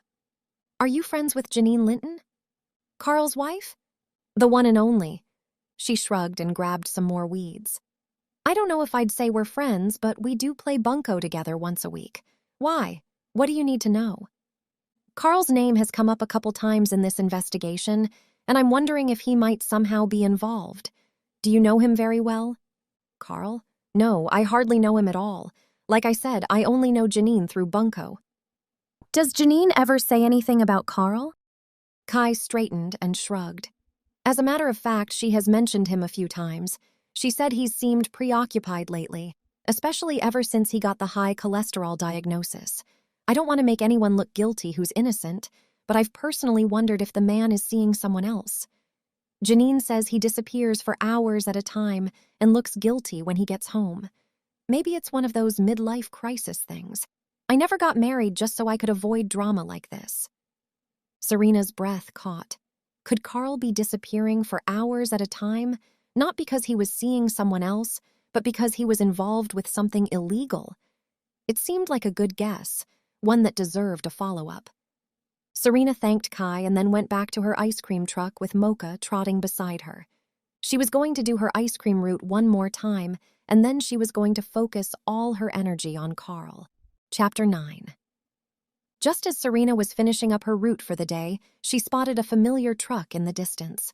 Carl's animal control vehicle. He pulled into the parking lot near the boardwalk area. Could this be it? Was Carl going to meet a mystery woman? Or maybe he was going to meet a colleague so he could somehow pass drugs between them. Serena didn't know, but there was no time like the present to find out. She pulled into the same parking lot and waited until Carl had exited his vehicle. Then she climbed out herself, trying to keep an eye on the man. She was going to need to be sneaky here, and dressing like a dog catcher today maybe hadn't been the best idea. But if Serena remembered later, she would come back and try to take a selfie with his animal control vehicle. Her social media friends would love that, but that was for another time. Mocha, you stay close, she told the dog. The last thing she needed was for Carl to try to snatch her dog. Not her dog, she corrected herself again, but this new dog that she was temporarily taking care of. Just the thought of that made a sprig of sadness grow in her. It had been nice having someone other than herself to talk to. Plus, Mocha got a lot of attention. Children had loved petting him, and Mocha had soaked up the affection. He was pretty much the perfect dog. Serena watched as Carl went to the hostess desk at the docks. The seafood restaurant had an outdoor patio and an indoor porch area. Whenever Serena had been here, the place had smelled like Old Bay and salt water. The combination was actually pretty great. The woman at the hostess stand led Carl inside to be seated. Now Serena somehow needed to get close enough to figure out what he was doing. How are we going to do this, Mocha? She glanced down at the dog who stood beside her, waiting for further instructions. It had been one thing to sneak the dog into the crazy chauffette. Serena knew Lisa well enough to know her friend would forgive her if the dog was caught inside. But Serena didn't know the owner of the docks, and she didn't think the man would take kindly to having an animal inside his restaurant. Serena had met the man once or twice, and he had a very strong personality, to say the least. Serena glanced around again. At one of the nearby shops, she saw an assortment of baby slings for sale. An idea began to form in her mind. Would this really work? It seemed worth a try. She slipped inside the store and grabbed the cheapest sling she could find. After paying, she escaped into the bathroom and wrapped it over her chest. She lifted Mocha and put the dog snug inside the fabric there. She glanced in the mirror. If someone didn't look closely, this might actually work. If Mocha cooperated, of course. Right now, the dog was being very compliant. He simply lay there like a little baby, and as long as Serena rubbed his tummy, he seemed pretty content. She hoped this would work, for a minute at least. Drawing in a deep breath, she exited the store and headed toward the docks. Thankfully, it was in between lunch and dinner, so the place wasn't packed yet. Come dinner time, there would probably be a wait time of at least an hour. This was one of the reasons Serena tried not to eat out too much during the tourist season. Everything was always so packed. She plastered on her best smile as she approached the hostess. Serena didn't recognize the woman. The teenager had been brought in as summer help, most likely. "Hi, I'd like a table for one inside," Serena said, bouncing on her feet and rubbing the baby sling to keep Mocha quiet. The woman glanced at Serena's midsection and smiled. "Of course. You gotta get that baby out of the sun, huh?" Serena smiled and nodded, trying to act like this was all normal. A moment later, she was seated inside the restaurant. Dark paneling covered the walls and the whole place had a cave-like atmosphere despite the screened-in windows all around them. But across the way sat Carl Linton. He was in the corner, about 5 tables away. His back was turned to the rest of the restaurant, but Serena could see enough. She saw a napkin had been spread open and stuffed into his shirt, could see his thick back and the crown of dark hair around his head. No one else sat with him, but that didn't mean that somebody else wasn't coming. Serena glanced at the menu, trying to look natural. As she did, Mocha wiggled. No doubt the scent of food had alerted him to where they were. She tried to gently rub his stomach to keep him calm, but the wiggles were still there. She was going to have to act quickly before she created a scene. She smiled at the waitress as a glass of water was set in front of her. "Do you need a few minutes, or do you know what you want to order?" the woman asked. "I'm going to need a minute," Serena said. "In fact, I'm going to run to the restroom real quick." Mocha wiggled again, and all kinds of bad scenarios played out in Serena's mind. Instead of going to the restroom, Serena bypassed that area and walked straight over to Carl. She was just going to need to confront him right here. She slid into one of the empty chairs across from him. When he saw her, his eyes widened. "Can I help you?" Carl asked, pausing mid-bite. Serena got right to the point. "What are you up to?" His face went a little pale. "I don't know what you're talking about." "What do you know about the dead man whose body was found on the island yesterday?" His eyes grew even wider. "I don't know anything about the dead man. What are you getting at?" "I know you're hiding something. I know you were talking to the dead man a couple days before he died. For that matter, everyone in town knows that you've been hiding something, maybe even something criminal." Mocha wiggled, and Serena rubbed his tummy even more. Still, the dog let out a little whine. Carl's eyes narrowed in confusion as he looked at the baby wrap. She needed to divert his attention. Quickly. "What are you hiding, Carl?" she repeated. Sweat sprinkled across his forehead as he shifted his attention back to her. "I'm not hiding anything." "Look," Serena leaned closer, "I'm giving you the benefit of the doubt. I came here to talk to you myself instead of going to the police, but that will be my next step if you don't come clean with me." He set his fork and knife down, and his words came out quickly as he said, "I'm not doing anything illegal if that's what you're getting at." Then what else could he possibly be doing? Serena narrowed her eyes. "I'm not so sure I believe that. What's with all the sneakiness? Need I remind you that you were seen riding around the very area where the dead man was found?" "That's because I'm a dog catcher." His voice rose until a couple people glanced his way. Serena wasn't ready to back down yet. "But you don't usually just cruise the streets now, do you?" There were reports of some dogs barking, and it was disturbing the neighbors. His words stumbled into each other. "I went to check it out, but I didn't find anything. Are you happy now?" No, as a matter of fact, she wasn't. "What about that man you were talking to? The one that ended up dead? Paul Witherspoon was his name." "He was one of the people that called to report the barking. There's nothing illegal about talking to someone who wanted to file a report. I was doing my job." Carl was right. He could have been doing his job, but that didn't mean he was innocent either. Serena leaned closer, ready to seal this deal and prove he was guilty. Then she could write this article and rightfully take the job she was meant for. "It doesn't explain your sneakiness," she continued. He let out a long sigh. "I don't know how many times I can say this. You're barking up the wrong tree." "Are you sure you're not involved in smuggling drugs?" "Drugs?" he repeated a little too loudly. "Are you off your rocker?" I still don't think you're telling me the whole story, Carl. He rubbed a hand over his face. Okay, I am hiding something. Are you happy now? Excitement buzzed through her. That depends. Are you going to tell me what you're hiding? He looked down at his plate. I'm supposed to be watching my diet and only eating rabbit food, but I can't bring myself to do that. So I come here on occasion and I order some fried fish, French fries, and coleslaw, the whole cholesterol-laden shebang. She glanced at his plate and realized he was telling the truth. The only thing he was hiding was his bad diet habits. It looked like her so-called lead had totally fizzled. I see, Serena finally said. Good talk. He narrowed his eyes at her. Just then, Mocha wiggled again. Before Serena could stop the dog, he sprang from the baby carrier and jumped on the table. He began to gobble up Carl's cholesterol-laden food. People at the tables around them gasped and stared. A waitress charged their way. Carl jumped to his feet, his chair falling behind him and drawing even more attention to the scene. Serena frowned and she tried to pull Mocha away.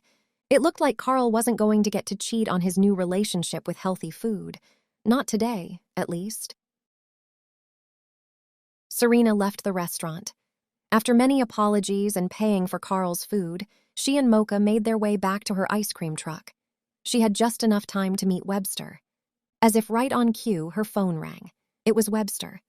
Listen, I was wondering if instead of coming into the office, we could meet at the pier.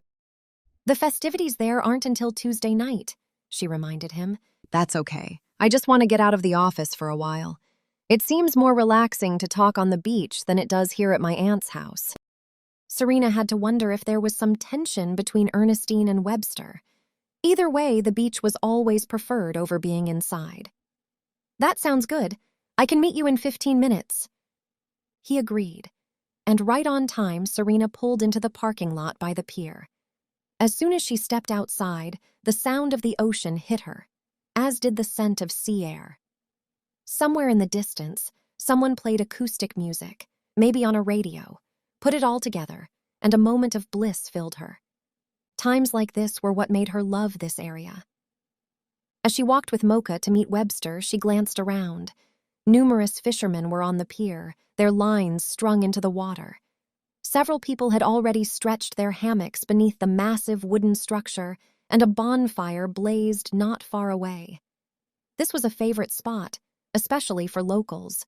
Serena spotted Webster. He still wore his stuffy city boy outfit. He'd set up 2 beach chairs facing the ocean and waved her over. We can do this, Mocha, Serena muttered. We're not going to let him drive us crazy, nor are we going to let him get the upper hand. We will be victorious. Hey there, Webster greeted her. How's it going? Serena considered exactly how much she wanted to share with him. She decided to leave off the little incident that had just happened at the restaurant and stick with the facts, the very vague facts. It's going. I have something for you. He handed her a gift bag. For me. Was this some kind of trick? Maybe a nameplate that read Serena Lavinia, not the editor-in-chief, or Serena Lavinia underling? Webster nodded. Open it. She shoved the tissue paper aside and saw a dog leash and collar inside. It wasn't just any dog leash. This one had cheerful emojis up and down the length of it, each one reminding Serena of her ever-changing looks. This is great. Thank you. I thought you might need it. He shrugged like it wasn't a big deal. I'm sure we'll get a lot of use out of this. After slipping the collar and leash onto Mocha, she turned toward Webster. And by the way, in addition to helping you with this article about the Deadman, I would like to do an article on the beach art being left around town. His eyebrows shot up. You mean like the heart we saw yesterday? That's right. Today somebody left a smiling sun. I really want to figure out who's behind this. Of course, our first priority is finding out information about this man who was murdered. But I thought the art could be a good human interest piece. Of course. Webster pushed his glasses up again. I think it's a good idea to do a story on this. People always like feel-good pieces along with the hard-hitting news. Good. She could check that off her list. Now on to her next item. That said, I do have a few updates on our investigation into the Deadman. Me too, Webster said. You go first. Somehow, Serena felt like this was a trick, but she decided to comply anyway. I was able to learn from the police chief that there was some type of drug found in Paul Witherspoon's system. His eyebrows shot up. Is that right? Very interesting. I thought so too, so maybe all of this has to do with drugs. It's not unusual for people to try to smuggle items off these shores. It's been done before. The seclusion of Lantern Beach seems to beckon all types of illegal activities here on the coast. Noted. Anything else? And I had one lead, but it fizzled. The dog catcher's name had come up a few times, but it turns out the only thing he's doing wrong might put him in a hospital instead of jail. He's supposed to be watching what he eats, but he's unable to give up his fried foods. It was a bit of a letdown. It sounds like you've done good work today, Serena. Thanks for all the time you put in. What about you? She was anxious to hear what he may have learned. He wiped some sand from his leg before turning toward her, his eyes lit with a secret he was on the cusp of sharing. I was able to find out a couple things today, starting with the fact that the family who'd been staying in the yellow house claims they have no idea who Paul Witherspoon is. Good to know. I also found somebody today who lives on the street where our Deadman was found. He had some pretty interesting footage that was caught on his video doorbell. Serena sat up straighter. It sounded like an excellent lead. Do you have the footage? As a matter of fact, they did share it with me. Webster pulled out his phone and hit a few buttons.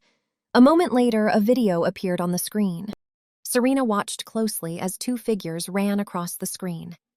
Can you play that again? She wished there was a slow-motion option so she could soak in all the details better. Of course. Webster hit a button, and it began to play again. This time she got a better look. That was definitely their dead guy who was running. Another man chased him. The images were too blurry for Serena to pick up any particulars about the man, only that he wore a hat and sweatshirt. One more time? She asked. Webster complied. When she watched the video this time, she noticed one new detail. Mocha. The dead man had been chasing Mocha. Just how was her dog involved in all of this? She rubbed Mocha's head. She didn't know, and she didn't like it. Chapter 10. This means that Mocha was somehow involved in that man's death. The words left Serena's lips in rapid fire. It at least means that the dead man had something to do with Mocha, Webster said. But I guess you already knew that, right? I mean, why else would the dog have had Paul Witherspoon's shoe in his mouth? Serena frowned and rubbed the dog's head. I hoped it was just a fluke or something. But in order for the dog to have the shoe, that means Mocha, must have been in the enclosed, fenced-in area. Was the gate closed when you found the dead man? Serena replayed the day. It was, but Mocha's legs are pretty springy. He can easily jump over things, so I just assumed he jumped in and out. So let's lay out what we know so far. Webster shifted toward her. I want to go over these things with you before I run the article tomorrow morning. We know that drugs were most likely involved in Paul Witherspoon's death. He was stabbed and either pushed or fell into the pool. Nobody on the island has come forward to say that they were here with him or know him. We don't know where he was staying yet either, but now we have this footage that confirms that somebody, most likely the killer, was chasing him before he died. A chill washed over her. It looks like we have footage of the killer himself, doesn't it? Serena thought that would make her feel better, but it didn't. Instead, somehow she felt more uneasy. The question is, what do you get when you put all of that together? You've ruled out the dog catcher. Good job. He fired at her with a finger gun. But who else could this be? What could be going on? Well, if drugs were involved and Mocha is involved, her thoughts drifted. What if they were using Mocha as a drug mule? That seems highly unlikely, Webster said. As soon as the words left her lips, she had realized how ridiculous they sounded. But did her theory have any validity? She was at least thankful that Webster hadn't laughed at her. But when she didn't say anything for a few minutes, he did say, Has Mocha shown any signs of discomfort? Serena rubbed Mocha's head. No.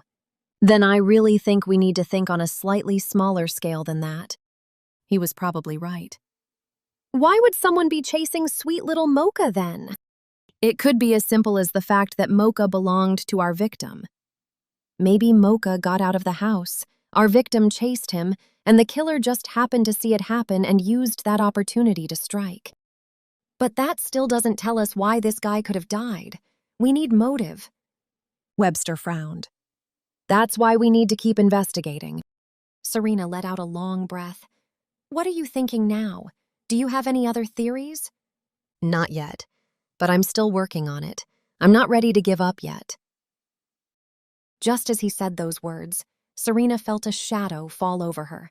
She turned in time to see Cassidy walking toward her with a man Serena had never seen before. Serena quickly observed the stranger. He was probably in his 40s, about 30 pounds overweight, and his thick brows shadowed his eyes. I was hoping I might find you. Cassidy stopped in front of them. How did you find me? Serena asked. Maybe it wasn't the best first question, but it had slipped out. Your ice cream truck's a little hard to miss, she said. Serena, Webster, this is Jason. He came into the police station because his dog was lost. It turns out his dog is Sprinkles. You mean Mocha? Serena corrected. Cassidy squinted. What? Never mind. Either way, you'll be happy to know that the dog can now safely return home. Panic rushed through Serena. She looked down at Mocha and noticed that her little dog had gone tense. Just as Jason reached for the canine, Mocha let out a growl. The man withdrew his hand. Are you sure this is his dog? Serena asked, her gaze on Cassidy. He showed me some of the vet bills, Cassidy said. This is definitely his dog. Serena held onto the leash. Serena, Cassidy said, a warning in her voice. You have to give the dog back.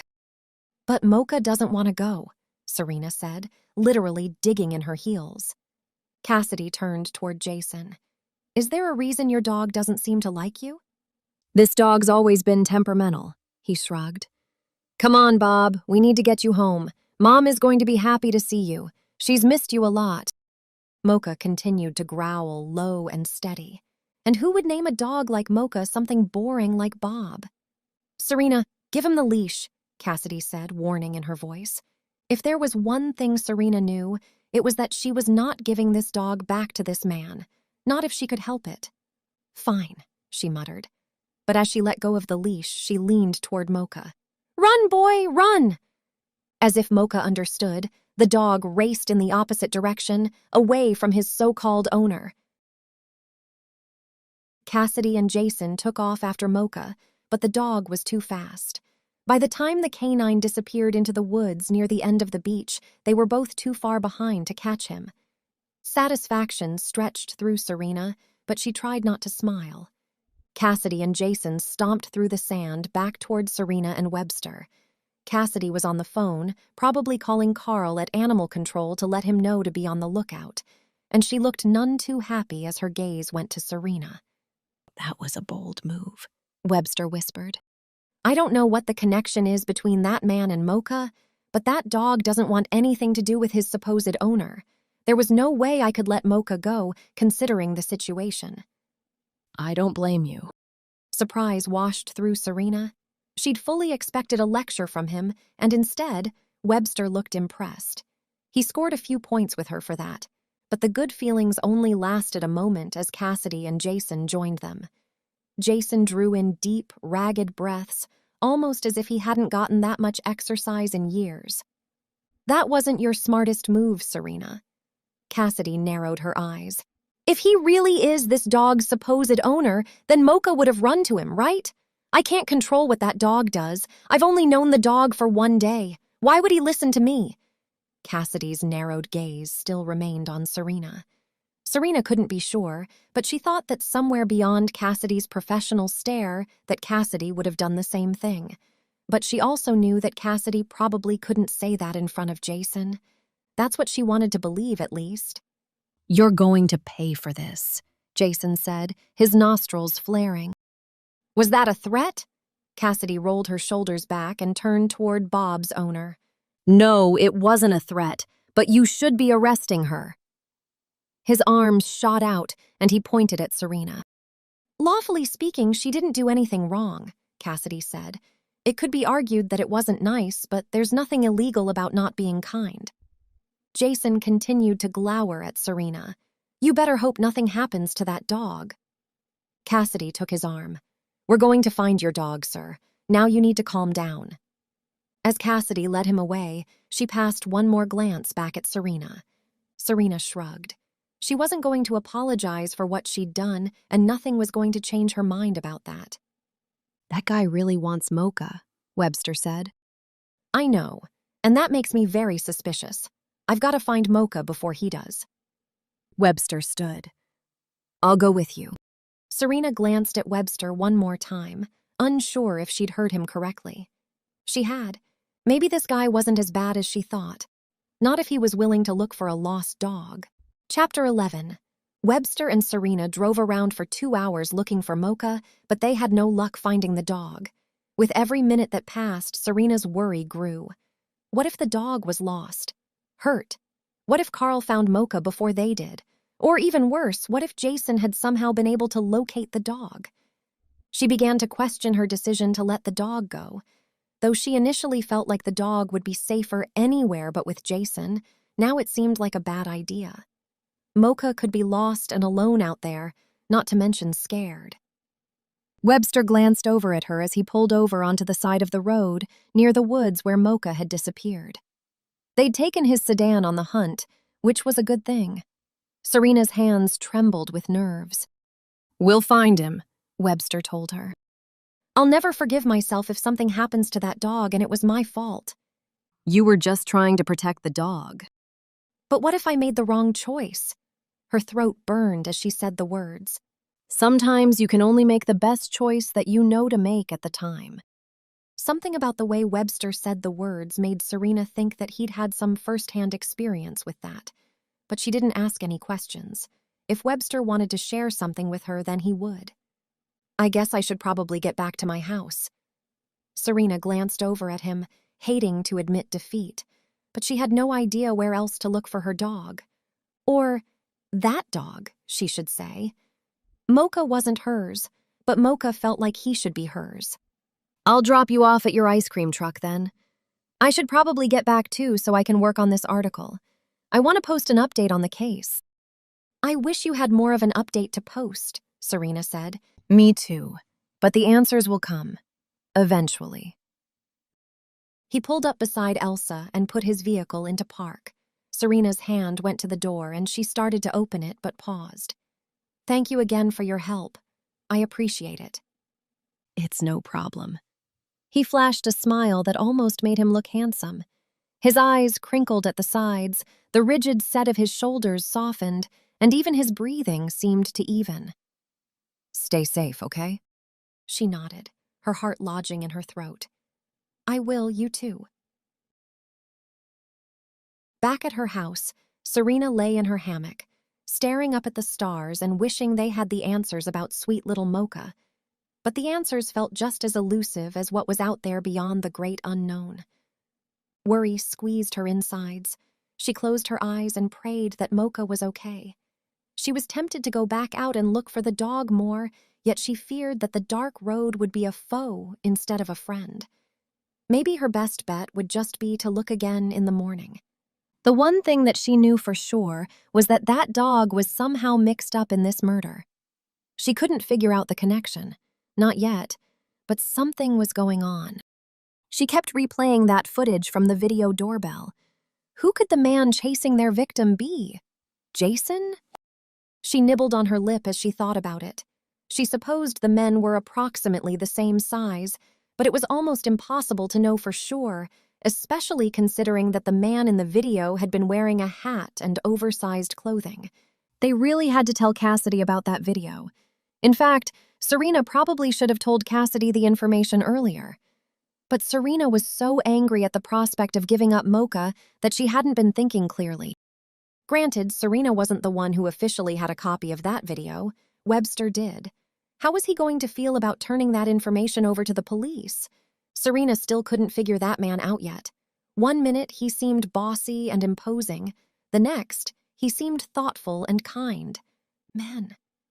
She swung back and forth on the hammock, her thoughts swaying along with her. Mocha.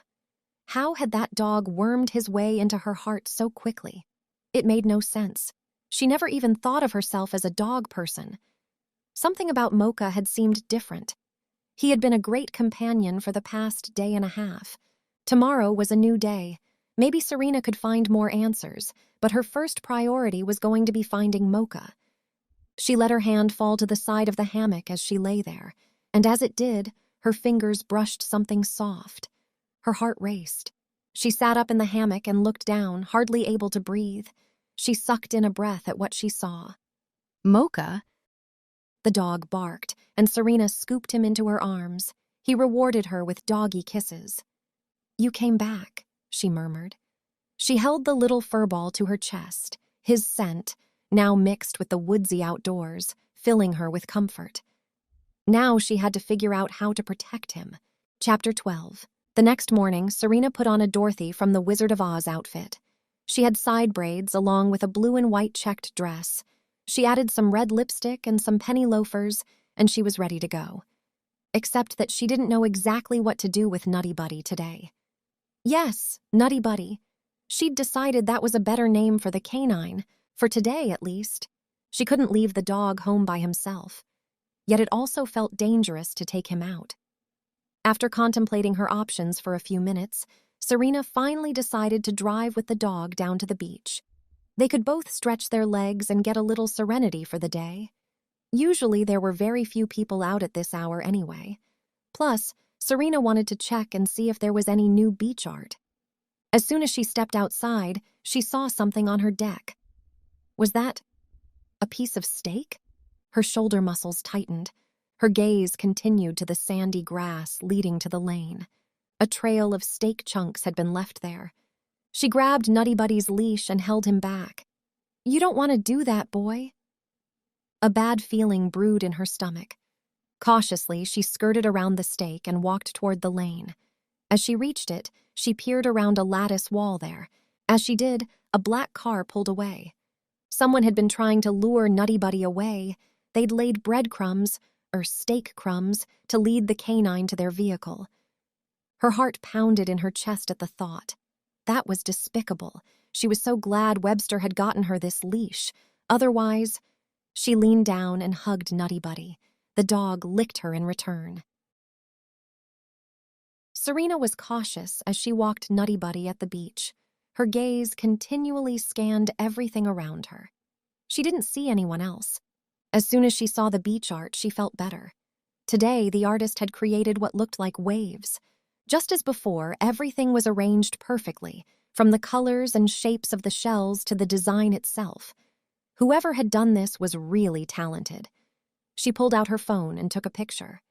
After Nutty Buddy had done his business and Serena had cleaned up after him, she went back to the ice cream truck. She glanced around, making sure that nobody was watching or trying to lure Nutty Buddy away. She saw no one. As soon as she reached her truck, her phone rang. It was Webster. "Hey, I know this is unconventional, but I was wondering if you could pick me up," he said. She shoved her eyebrows together in confusion. "I'm doing my normal ice cream route today."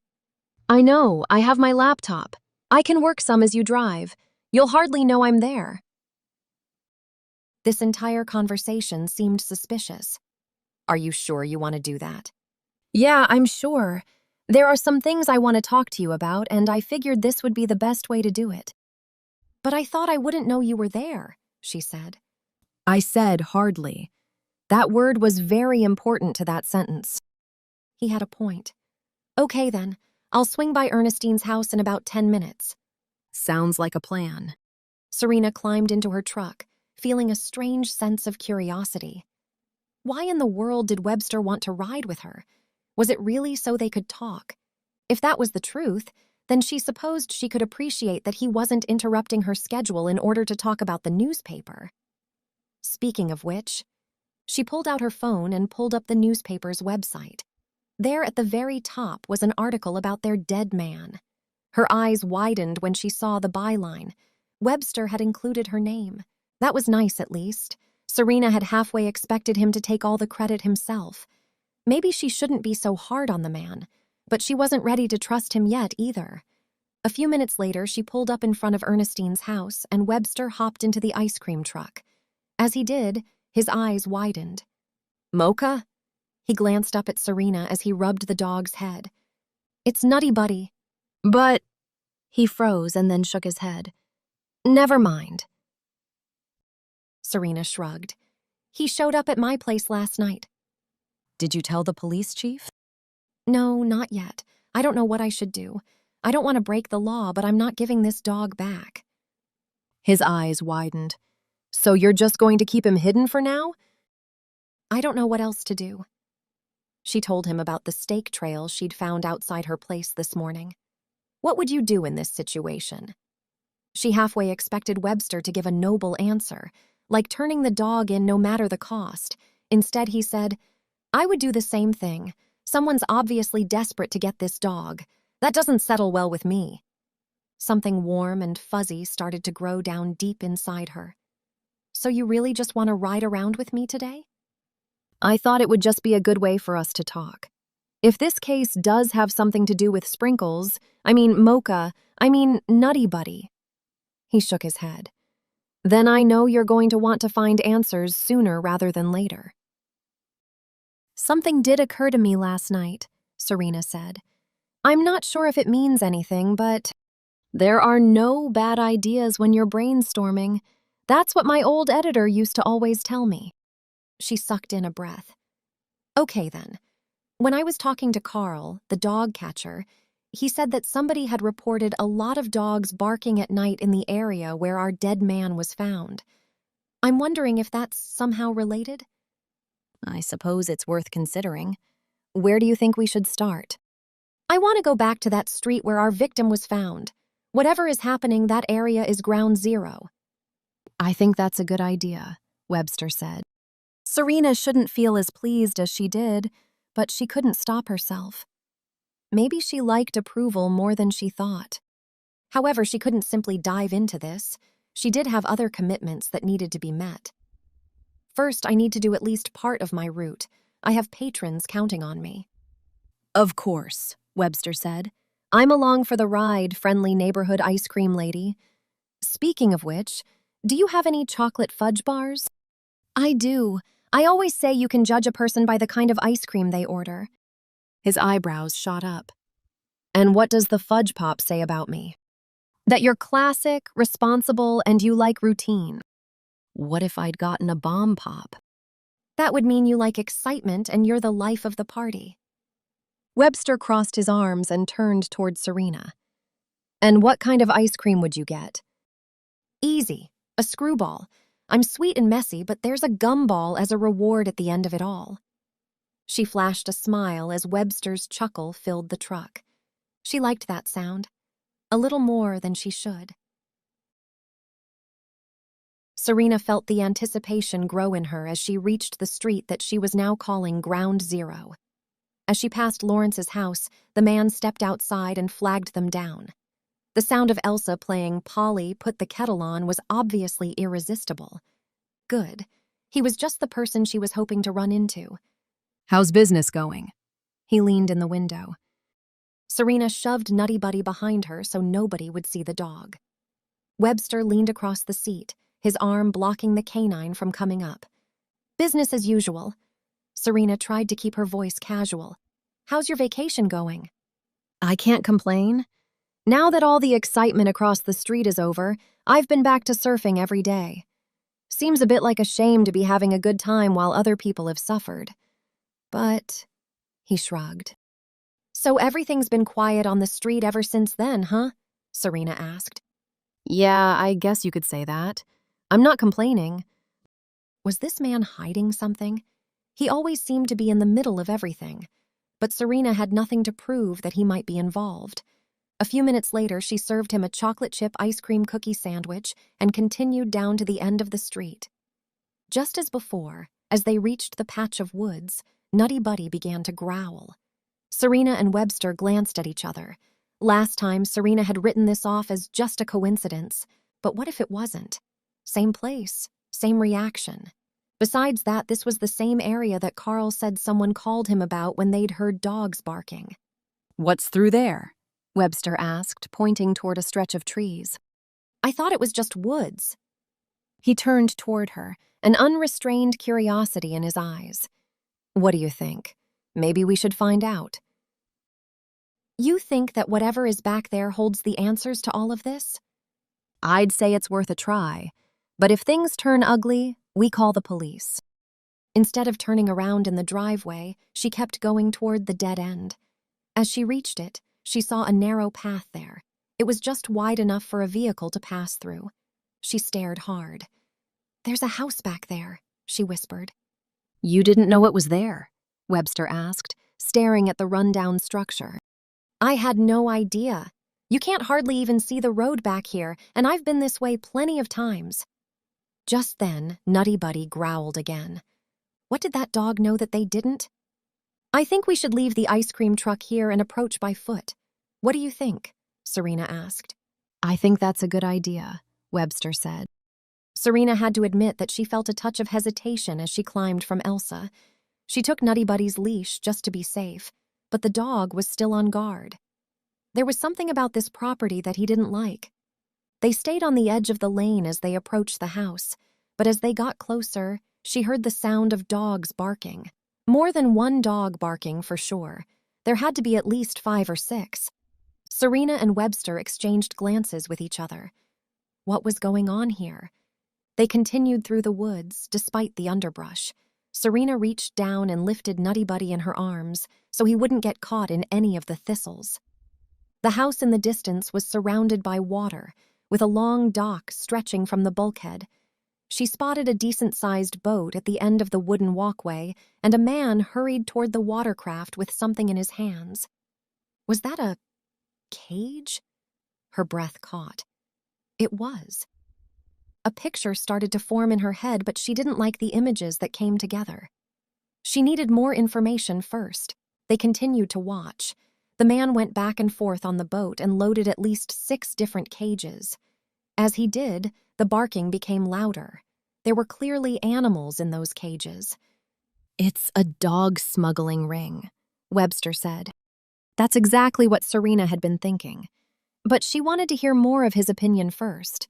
She didn't know much about these types of things and thought maybe they only existed in fiction. Tell me more, she said. I covered something like this when I was in New York. People steal high-end dogs and then sell them to families who are willing to pay thousands of dollars for these dogs. Aren't they microchipped?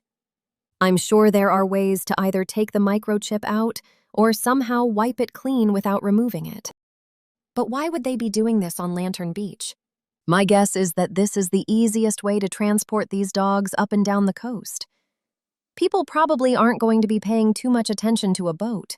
But if they're on the highway and they stop to get gas, if people hear dogs barking, they're going to get suspicious. Serena held Nutty Buddy closer. This boy must have been a part of this mess, but he'd somehow gotten away, and for some reason, Paul Witherspoon must have died because of all this. She squinted as she saw the man on the dock walking back toward the house. It was Jason. She had had no doubt that man was involved in this operation. From the moment she met him, he had given her a bad feeling, and rightfully so. We've got to do something to stop this, Serena whispered. Webster pulled out his phone. Let's start by calling Chief Chambers. Good idea. As he dialed 911, Serena continued to watch the boat. Jason hadn't come back out with any more cages. That might mean that he was finished. If that was the case, he might be leaving soon. She hoped that Cassidy could get here in time, but if she didn't? What were they going to do? Serena had to think of some way to stop this guy. She's on her way, Webster said. She said she'll be here in 10 minutes and don't make any moves. But he's about to leave, Serena said. Webster pushed his glasses up as he stared at the boat at the end of the dock. A little bit of that Superman vibe returned to him. You're right. That is what it looks like. I have an idea, Serena said, explaining it to him. It's the only thing I can think of. Let's give it a try. They rushed back to the ice cream truck and climbed inside. A moment later, Serena took off down the lane, her music blaring. As she arrived at the house, she pressed on her brakes, put the truck into park, and stepped out. She waved her hand. Isn't it a lovely day here on Lantern Beach? I got a special you're not going to want to miss. 1 ice cream sandwich for $1 or 5 for $5. Webster remained in the truck with Nutty Buddy down on the floor beside him so no one could see him. Jason narrowed his gaze and stormed over to her. "What are you doing here?" I'm selling ice cream, that's what I do. "But we don't want any. Get out of here." Serena wasn't done with this yet. Looks like you're about to take a trip. She nodded toward the boat. His gaze darkened. "It's none of your business. Like I said, get out of here." You know, I feel bad about what happened yesterday. I'd like to offer you any type of ice cream you want. You just name it. "I'm lactose intolerant and trying to cut out sugar. Now scram." Serena couldn't help but think that this man was talking to her like someone might talk to a stray dog. Her bad feeling about the man continued to grow. I'm thinking about getting a boat. Can I take a look at yours? Jason stormed closer, his face turning as red as a cherry popsicle. "What part of get out of here don't you understand?" "Maybe she'll understand this," a new voice said. Serena slowly turned and saw someone standing by her ice cream truck, gun in hand. She let out a soft gasp.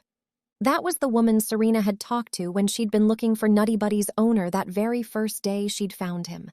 The grandmotherly lady who'd helped with the crab fest and who lived by herself at the end of the lane and who'd called Nutty Buddy a rat. The problem was, she looked anything but sweet right now. Instead, she looked like the matriarch of a crime family. Webster stepped out of the van with one hand raised and the other clutching Nutty Buddy as Grandma pointed the gun at them. He mouthed, "I'm sorry." It was okay.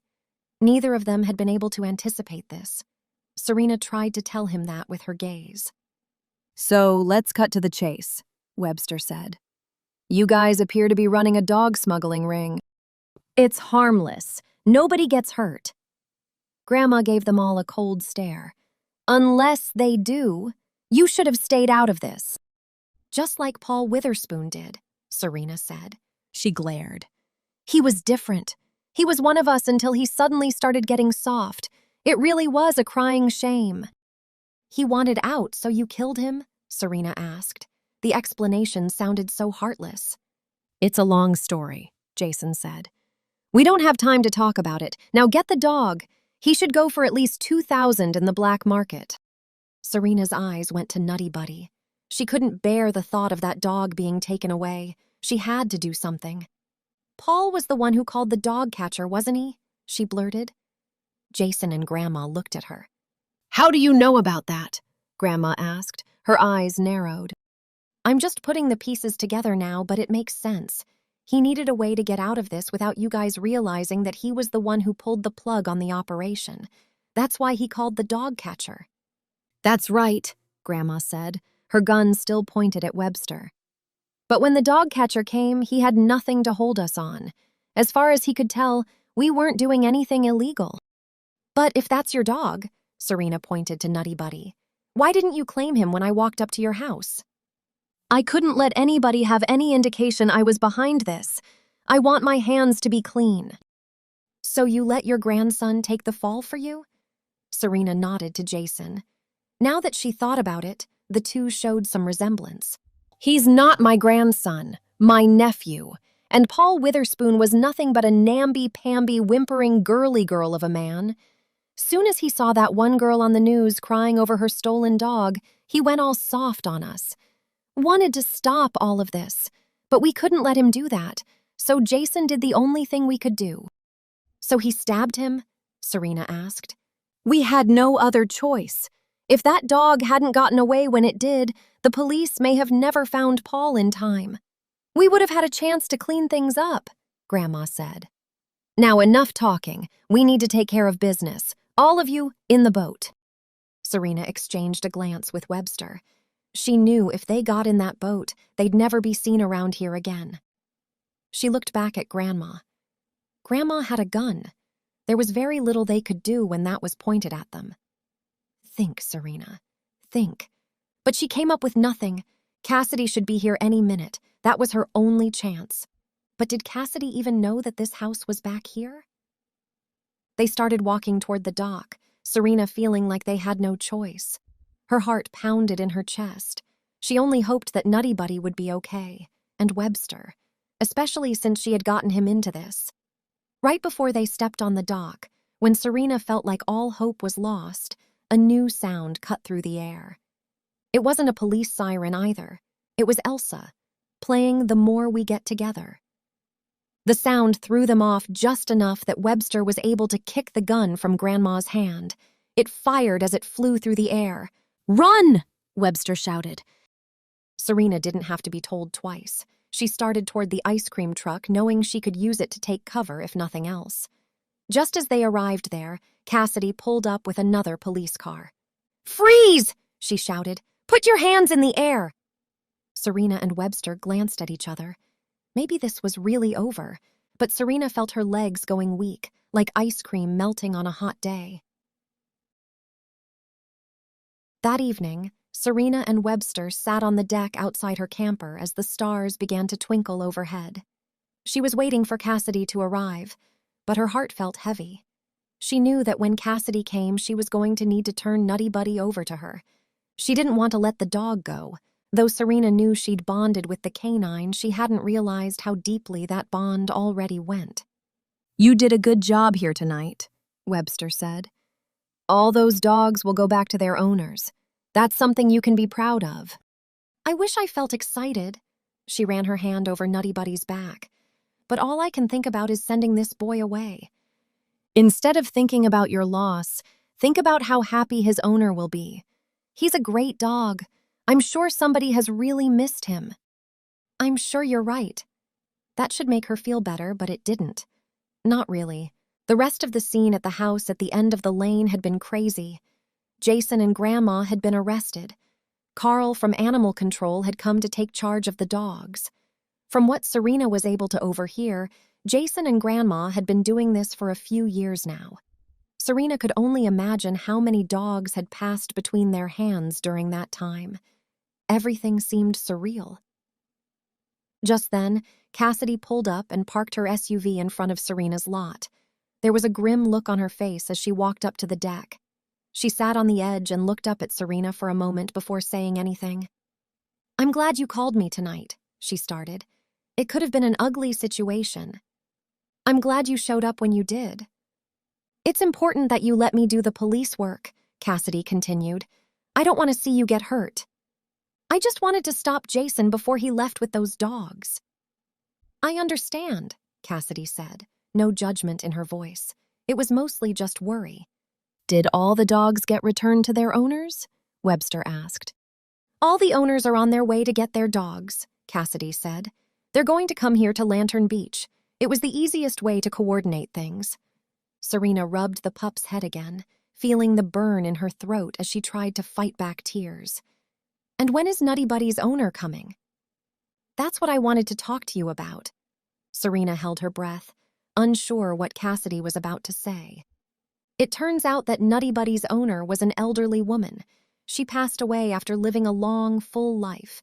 This woman's daughter was supposed to come and pick up the dog, but when she arrived, the dog was no longer there.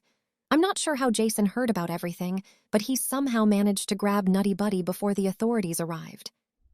"Do you think he killed the woman?" "No, I think he just happened to be in the right place at the right time. These guys were opportunists. They heard about dogs they wanted and then waited for opportunities to grab them." "So the woman's daughter is going to come get him?" Serena clarified. "I actually talked to her myself, and she was going to look for a new home for the dog. I told her that we might have one here in Lantern Beach." Serena could hardly breathe as she tried to process what Cassidy had just said. "You mean," Cassidy smiled, "that you can keep the dog if you want?" She let out a little squeal and hugged Nutty Buddy closer. "I would love to have this dog. He feels like my long-lost best friend." Cassidy's smile grew wider. "I thought you might feel that way, but I'm going to have to rename him." Cassidy and Webster both groaned. "No, for real this time," Serena said.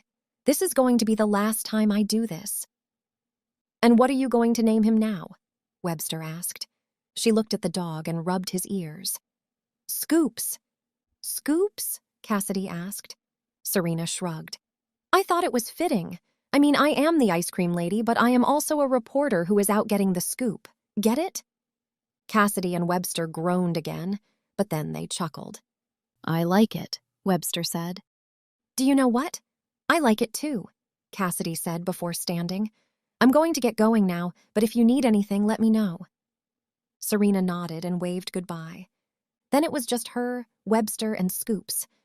So I know things kind of started off rocky between us, Webster said. You noticed? She'd thought he was clueless. I just pretended like I didn't for the sake of peace. I know it's weird when somebody new steps into a leadership position, but I'm hoping that you and I will work together. So far, I feel like we're a good team. Serena wanted to make a smart comeback, but she wouldn't be true to herself if she did. You know what? I think we might make a good team too, as long as Scoops is here to help us out. Webster rubbed the dog's head. I couldn't agree more.